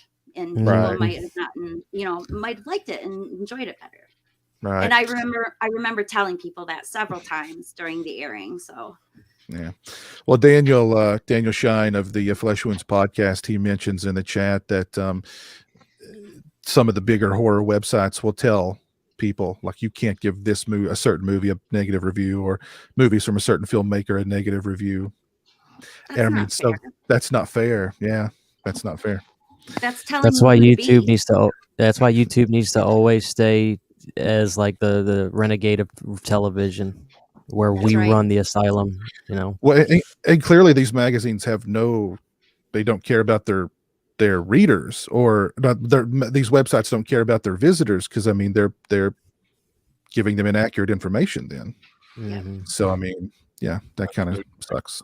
I don't know, what publication he's talking about, so I can't really, say. But I guess cashing that check must be more important than value. Damn right it is, Mike. I mean, I don't Corona know. times are tough. They don't call it selling out for nothing. Damn right. Damn right. Oh, jeez. Let's see. Where are we going to now? Oh, Christian's got a very interesting topic for us tonight. What's up, Christian? So what I wanted to talk about, it's a little touchy, but we're all adults. I think we have a really cool conversation about it. The name of the topic is separating the art from the artist. Talking about certain directors, that may not have the most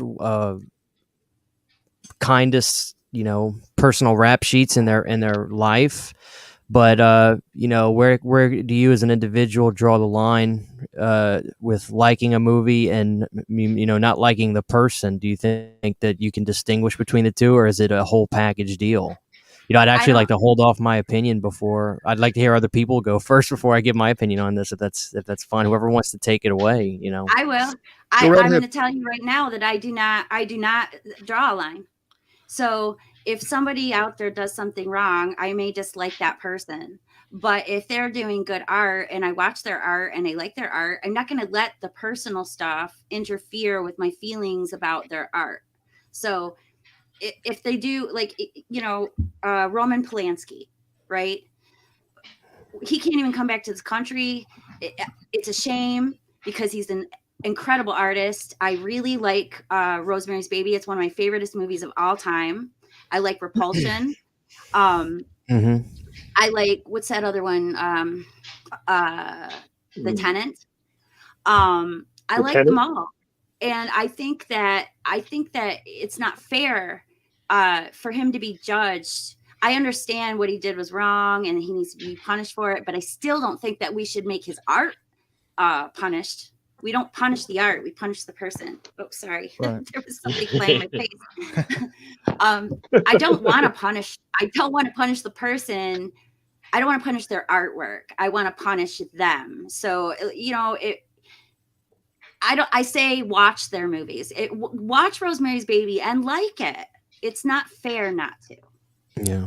Well, I guess I'll open up the can of worms. Victor Salva in the horror world is like the biggest POS, on a planet. And I remember when Jeepers 3 was coming out. I think the poor kid who was in the movie Clown House, which that's sticky for me, and I'll get into that in a second. But the kid from Clown House basically told his story, and it really had been. I mean, it was out there, but it was like in the rumblings, like maybe Piz will be talking to a buddy in real life, like, "Hey, you heard about Salva?" But it wasn't like on the internet big yet. So when that broke, it became this whole thing. And my only thing is, I always feel bad that like I have to defend myself when I say I'm always going to be a huge fan of Jeepers Creepers. It's one of I grew up with that movie. It scared the hell out of me, and I'm like, I hate that I have to defend myself. I say, why can't I be a fan of that for Jonathan Breck? Why can't I be a fan of that for Gina Phillips and Justin Long? Because I love them. I love that movie. Like I of course I don't like that I feel like I don't, because at the end of the day I could give a crap less what people think, but like I hate that that I feel and I see people feel like they got to defend that they're a big fan of Jeepers Creepers because that movie that movie has such a massive fan base, regardless of whether it plagiarizes whatever Stone. I don't care about that, but it's got such a massive fan base that I hate that so many fans have to like really like tiptoe around being a fan of the damn movie. So that's my thing. I try not to feed into that kind of stuff, but I mean, of course, do I have to say that what Victor Salva did was so horribly wrong? Of course it is. I just don't feel like that I have to feel like I've got to make the distinction. So, I mean, whoever has something to say about Victor Salva, I mean, we may as well get that ball rolling because he's really my main focus of this whole thing. Yeah, I was gonna bring him up. I was gonna say, I guess it depends on what they did, but I mean that's kind of a cop out because Roman Polanski committed a crime. It was a horrible crime. It was to a minor also. She was a minor at the time. Mm-hmm. But I don't feel when I watch Rosemary's Baby or Chinatown, I almost forget his crime. Right. When I watched Jeepers Creepers 2, it was like the crime was being rubbed in my face for 90 minutes. Mm-hmm. And that made it even more uncomfortable. Right. And, Jeepers Creepers 2, I just don't think isn't a very good movie. And so I had no desire to watch Jeepers Creepers 3. Or look at a guy like Mel Gibson. Mel Gibson said horrendous, racist, and anti-Semitic things, but he still gets plenty of work. Like he'll say something racist and then he'll go away for a while, and then he'll start popping up in movies again. Then he'll say something again, and then he'll go away for a while. Then he'll start popping up. So people, he gets opportunities eventually. So I mean, I was going to say it depends on what it is, but I mean that's kind of a cop out. It's I don't know. It's a really difficult question. It's one that I've talked about before, and it's just I don't know. Well, I've looked through the history. Sometimes the best art is made by the most damaged people. Yep. H.P. Lovecraft. I mean, you look back to the composers of the classical era. Mm-hmm. A lot of the artists, Vincent Van Gogh. I mean, you have people that are so damaged that they're almost not even human. Mm-hmm. But that doesn't take away from what they've created. Not to me. I can look at Mel Gibson and think, yeah, he's probably not a really great dude, but I love The Road Warrior. Yeah. I mean, that doesn't make me love that movie. Right. Look at Phil Spector. He created the wall of sound production technique. I mean, there's a lot of great music was produced by him. Yeah, he obviously not a great person, but that doesn't, to me, take away from his accomplishments in a recording studio. Mm-hmm. So yeah, I can separate because I understand just that sometimes, they say that good art is always born of pain. Right. The better the art, the more pain behind it. Mm-hmm. Well, you have to be a pretty damaged person to feel that much pain. Right. Mm-hmm. So I guess I just try to rationalize it that way. It's not like I'm supporting their behavior or what they've done. But that still doesn't take away from, the artistic merit of what they've accomplished as far as that goes. Right. So, yeah, I don't support pedophilia. I don't support murder. I don't support rape. You know, I mean, I don't condone, support, or promote that. But there's been some really nasty people that have created some amazing art, and I can't deny that. Yeah. Right. You know, I'd like to concur on that. I think in Piz, going back to the piece of the conversation you made is, and I was going to go right to what you were saying, Piz, and Christian, we go to the part of the conversation when you saw the films before you knew what they did. I saw Clown House on cable when it first aired as a child, as a 9-year-old. So my attachment to Clown House is seeing it fresh without knowing that stuff. Even seeing Jeepers Creepers 1 before knowing those things. Now, by the time number 2 had come out, I knew about what he did. And when I watched Jeepers Creepers 2, I want to take a bath.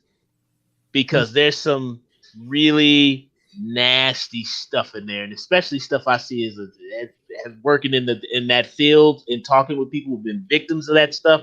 I see some nasty stuff in Jeepers Creepers 2. I don't like that film. Well, he kind of R. Kelly did. He hid in plain sight in Jeepers Creepers 2. He made the creeper a metaphor for a pedophile. Perfect example, Christian. That's somebody who, like, even then, I can listen to classic early R. Kelly from the 90s, and you be jamming, and then you think about how calculated this guy really is. So I think when it's thrown in your face, it makes it hard to separate the artist from the art. But I think when you grow up with it and their sickness is not as prevalent in the work, outside of the pain, I can separate the two. Bill Cosby, Mel Gibson, fantastic artists. I still love the Cosby Show because I grew up on that way before he was a rapist. So I can still separate the two. I can think what Bill Cosby did for us as blacks in education and all that kind of stuff. So that part of me is still very attached to Bill Cosby. Mel Gibson, deep hell of an actor. I mean, like I said before many times on the show, the stuff that he does in Lethal Weapon 1 and 2 is some of the most raw, emotional acting I've ever seen. I love Mel Gibson as an actor and an artist. As a human being, I can't say that. Doesn't seem to like black people or women or Jewish people too much. So, you know what I mean? Just listen to the tape. It's like, oh, geez. Danny Glover was your partner, but he's a such and such. You know, I can separate it when it's not as prevalent in the work. But when it's something like Jeepers Creepers 2 or maybe there's other films I've seen that are very misogynistic towards women by other people, sometimes it makes it difficult. But sometimes they are such a powerful artist like Mel Gibson that if it's not as prevalent in the work, I can separate the two. I'm very moved by the character of Martin Riggs. I think that's one of the most, at least for me personally, in terms of pain, post-traumatic stress, that's one of the most relatable characters I think I've seen in a film on an emotionally wrecked level to me. You know, so that's a case where I can separate the two because I relate to it so much. Yeah. The one thing that bothers me, and I guess I'm just going to say this, the one thing that bothers me is it seems like people that have a lot of influence or power, I don't want to say can get away with stuff. What really annoys me is that Guns N' Roses has a song where Axl Rose says the N-word in the song, and that irritates the hell out of me. You know, and I'm not really one for any kind of what do you call it when you ban things or put it away. I'm not really into that. Censorship. But I mean, if not that I would, but like if I wrote a song and I use that on there, wouldn't I get shut down immediately? Like that? You know something? I will say I've actually heard that song. I remember hearing it in college. I remember that GNR Lies, that acoustic record. He drops he drops the F-bomb in that one too, and not he talks about everybody in that song. That song is brutal, man. I mean, like it's a even he tries to defend it as it's like from the point of view of an ignorant kid from the farm going to the big city. and experiencing all these different stereotypes for the first time and has a very negative reaction to it, it still doesn't really justify it. I mean, I remember it when it came out, but it was. I don't know. It's like he's been forgiven for it, and now he's like this progressive leader, and nobody ever calls him out for it. But I'm like, dude, I remember when you did that song. You can't really act like you're better than anybody else. That's what that's Mike summed it up pretty damn perfectly for me. And I'm not trying to, I'm far from perfect, but I just see hypocrisy with stuff, and the way the media works is it seems like certain people can just they're on a pedestal.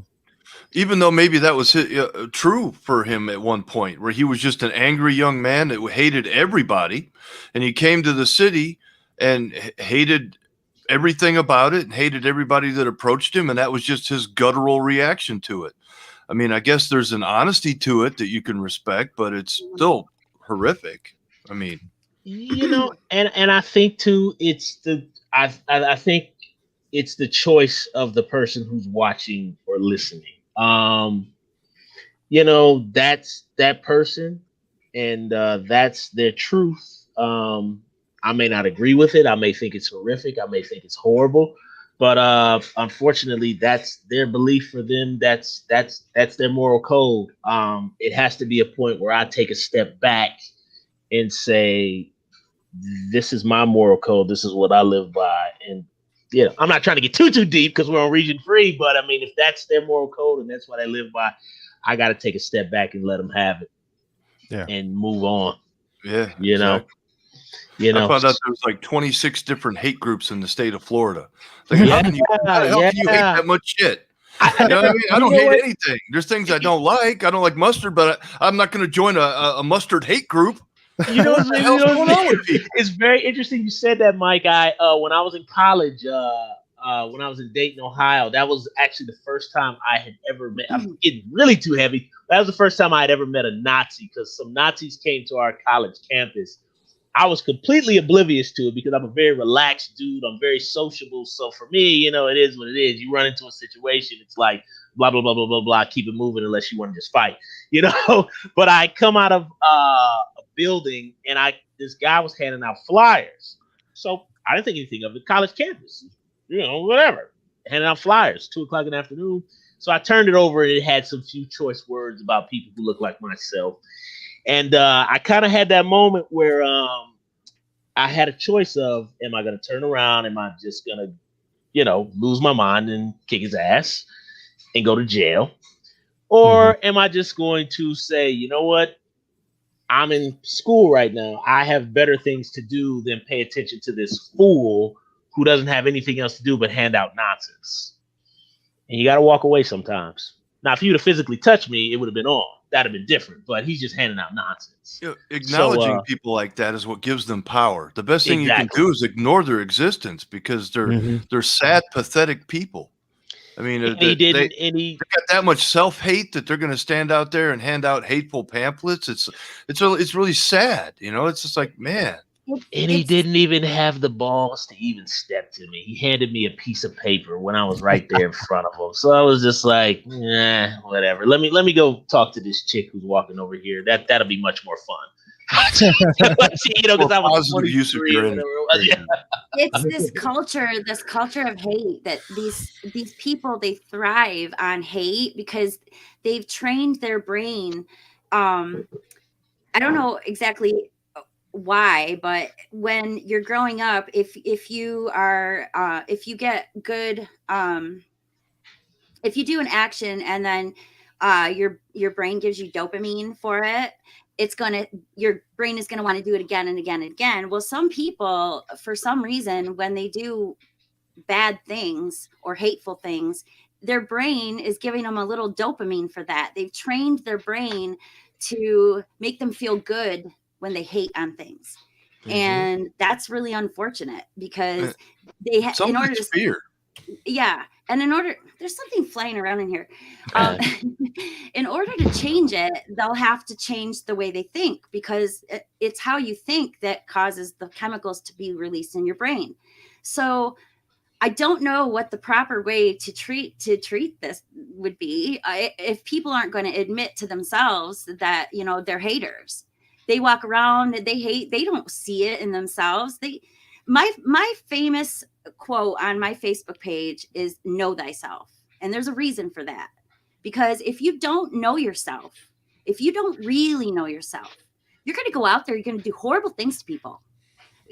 If you know yourself and you know what your limits are and you know what you care about, what you love, I think that you're going to go out there and be a better person. If you look at yourself in the mirror and you're in denial of what you are, if you're in denial of who you are, you're never going to change it.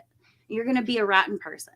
So this comes from my psychology background, so I just think if people take a better look at themselves in the mirror, like Michael Jackson says, and retrain the way you think, retrain your brain to stop hating on everything.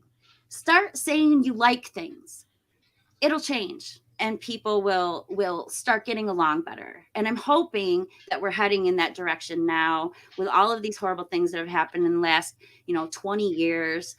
I just hope that society has learned a lesson now and that individual people can take a better look at their own lives and their own behaviors and start treating people better. Treat people nicely. Lauren popped up something there. The censorship isn't the answer. And I agree with that. You had, because allowing these people to hide, to shame them, you want them to expose themselves for what they really are, so that we can react to them appropriately. Mm-hmm. Now, usually the hateful people are two different varieties. One, they don't have a conscience and they enjoy hurting people. Mm-hmm. It's a psychological defect. Mm-hmm. And two, their followers are afraid, so they look to this powerful person they see as powerful. Right. As somebody to hang out with because they're afraid. Mm-hmm. They don't have no confidence. They have no self-worth. So those type of people have to ask for help, just like an alcoholic or a drug addict. You're never going to get sober unless you realize you have a problem and you ask for help. Exactly. But the other people, those are the ones you just got to lock in a cage. Yeah. Because they're no good to anybody. They're small percentage, but there are people out there that just love to hurt people because it's fun to them, and that's just sadistic. But the other people, you can help them, but they have to know they have a problem, and they have to ask for that help. But confronting them isn't always the answer, and trying to censor them isn't always the answer either, because they're never. If they get pushback, well, then that justifies in their mind what they think. But if nobody reacts to them in that way, then they might actually stop and think about, what the hell am I doing here? Because like I said, 26 hate groups. How the hell can you hate that much shit? You got time to hate 20? You belong to 26 hate groups? Are you fucking kidding me? Hey, bro, go get a girlfriend, get a hobby. Pick up a hobby or something. Damn. That's another part of it, is that these people, they're lost and they're looking for something to belong to. And unfortunately, hate has been like the main thing to belong to lately. So there's all these, oh, I hate this, oh, I hate that. Well, that's why I'm out here with these movies that are, obscure and everybody tore apart. And I'm out here going, hey, check this out again. Rewatch it with fresh eyes, because I'm trying to make people understand, you got to quit tearing everything apart and quit hating on everything, especially things that don't really deserve the hate. You're just hating on it just to hate on it. And that is wrong. And stop wanting so badly to belong to something that you go out and do wrong things. The echo chambers that have come, we've lost the ability to have conversations with people we disagree with. Right. No, like I'm a liberal-minded person. The literal definition is that you're open to other people's ideas and behaviors that are different than yours, even if you disagree with them. Right. Because that's where conversations come from. That's how people learn.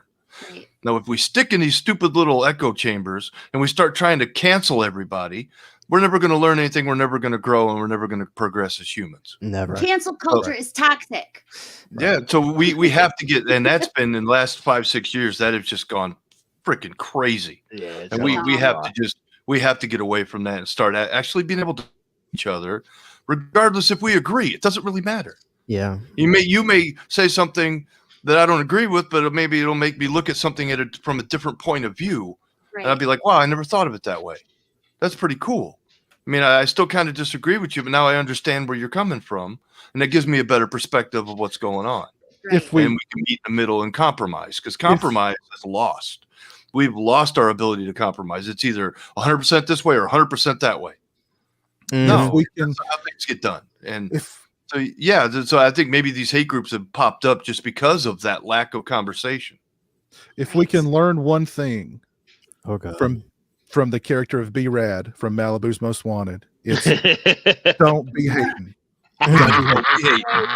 Don't be hating. I'm in a hate group for that movie, so. Well, that might be justified, but I let it go. But Piz, you see, this is why I thought bringing up when I was thinking about this topic, I was like, should I go there? But then I was like, no, yeah, let's go there because we're adults, and I think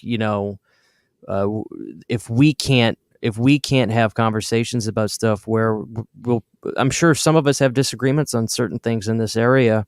If we can't conversate on it, how is the leaders of the country supposed to do it? I mean, they don't, but I think that we need to set the example for like the people that watch this show, because look into the politics to get, leadership advice is the last place you'll get it. So I think it's important that we have these conversations, especially when it's topics where we can disagree. Don't watch the news. Don't listen to the politicians. Talk to your neighbors. Talk to your friends. Have conversations. You know, we got to get back together. We've allowed ourselves to be divided by a bunch of crap. Right. That doesn't really matter in the grand scheme of things. We need just to be able to be us again and, be like, yeah, he's different, but he's cool, because I'm always that friend is when they introduce them somebody, they'd be like, he's a little different, but you'll like him. You know what I mean? My horror movies and heavy metal, whatever, they're afraid I might scare you get that one too? Mike is the guy. You'll like him once you get to know him a little better. Exactly. He's rough around the edges. I always get like, what? You like horror movies? Because I'm so small and I'm so tiny and I look so innocent. And I'm like, no, I fucking love horror movies, and they're like, you swore. I'm like, yeah, because, I don't have to, I look this way. But I'm really on the inside of goth. So. It's hysterical. You say that, Jamie. The maintenance guys come over to my place sometimes. They got to check the whatever they got to check and the heater and all that kind of stuff. And I'll never forget the other day the maintenance guy came over and he steps into my place and he kind of just stepped in and he just kind of took a step back and he looked around and he was like, I like it, bro. And then he just walked through because I think he was like, yeah, Steven Seagal, Mark for Death. I used to love that movie, man. It's just funny the reaction, that we get. But I think what it comes down to is I think separating the artist from the art, it just depends on your truth, man. I mean, I really don't think even having that much energy to hate somebody like Roman Polanski or Mel Gibson or Bill Cosby or Arnold Schwarzenegger or R. Kelly or any of those guys. It's just they have to answer to their own behavior. And I think you, the person who's putting that much energy into them, it's taken away from your own life, to be honest, because they're the ones who has to answer to their own behavior. Right. So I can perfectly watch Lethal Weapon and be moved by his emotional scenes and it not bother me. I'm looking at Martin Riggs. I'm not looking at Mel Gibson. This has been an excellent conversation. It's just a shame I'm going to have to censor it out for the archived version.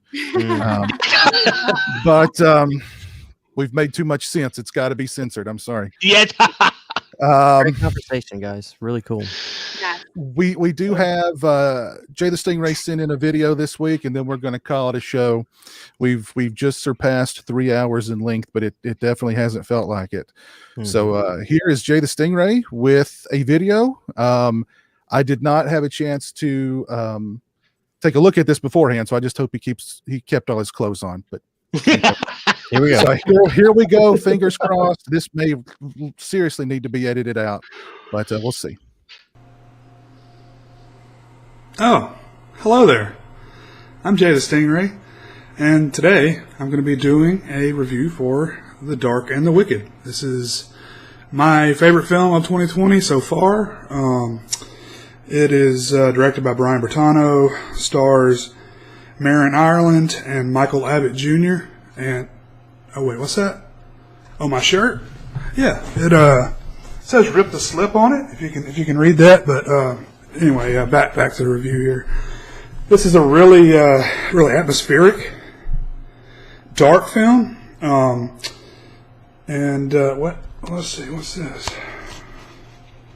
Oh, it comes with a slipcover. Oh. Yeah, we know what to do with that, don't we? We're just gonna fit out like that, and then do another one like that. And oh wait, I've got a few more here for you. I've got let's see, what is this? This is Possessor, my second favorite film of 2020. Ooh, that's a tough one.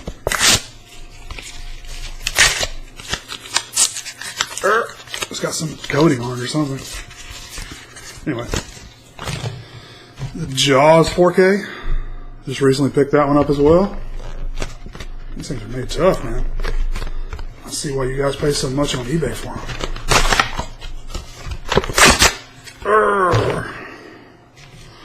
Last Dragon. That's a great one. If you haven't seen that.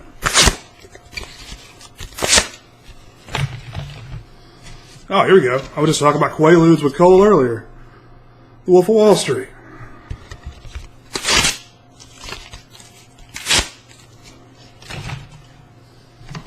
Ooh, that's a good one. Lucky McKee's The Woman. Great movie. Rip the slip, guys. And at the end of the day, check out The Dark and the Wicked. It's pretty awesome. Thanks for watching. All right. That was fantastic. Oh. And I'm going to rip the slip right now.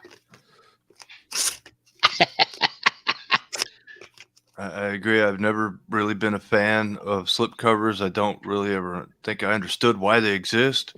They get tore up when you put them on the shelf. They look like crap. They don't age well, and it just adds extra cost. So I agree that they need to go. Right. Well, let's call it a night here.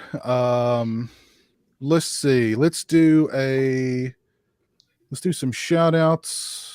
Shout out to Sword for Horror for the $5 super chat. Thank you, sir. Shout out to the Daily Ghost for the $10 super chat. Very kind of you. And shout out to Nico for the $5 super chat. Very, very kind of you. Let's see who is still with us here tonight. This has been such a fun show.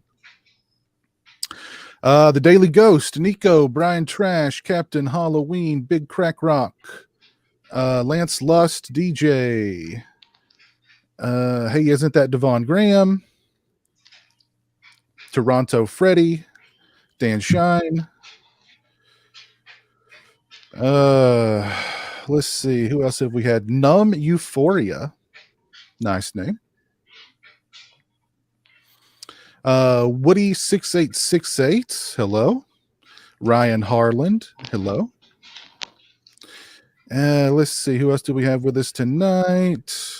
My buddy Chris, Captain Crystal Lake Counselor, 1977.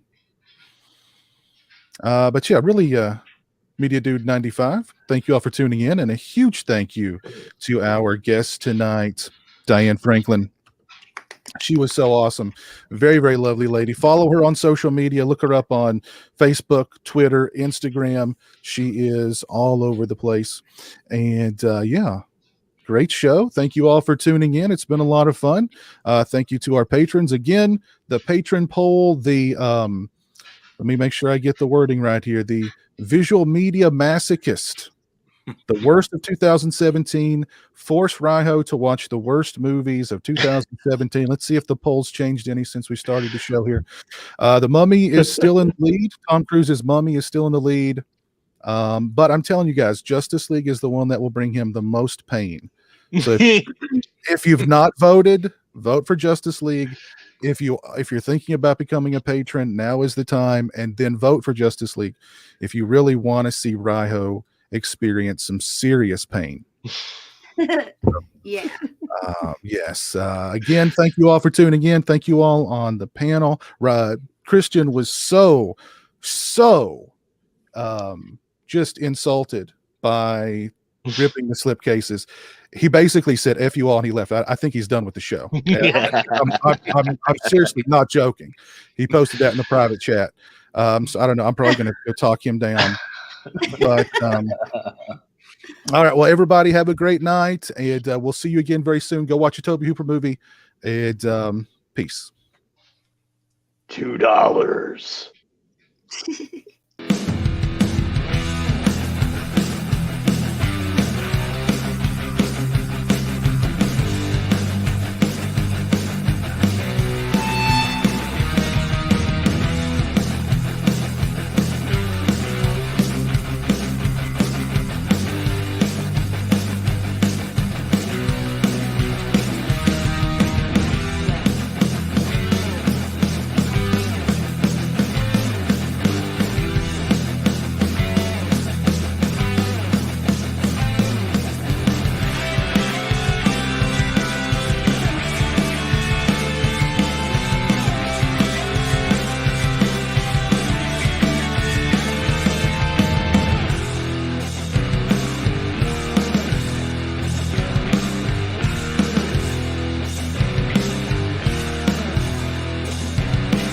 Watch or be punished.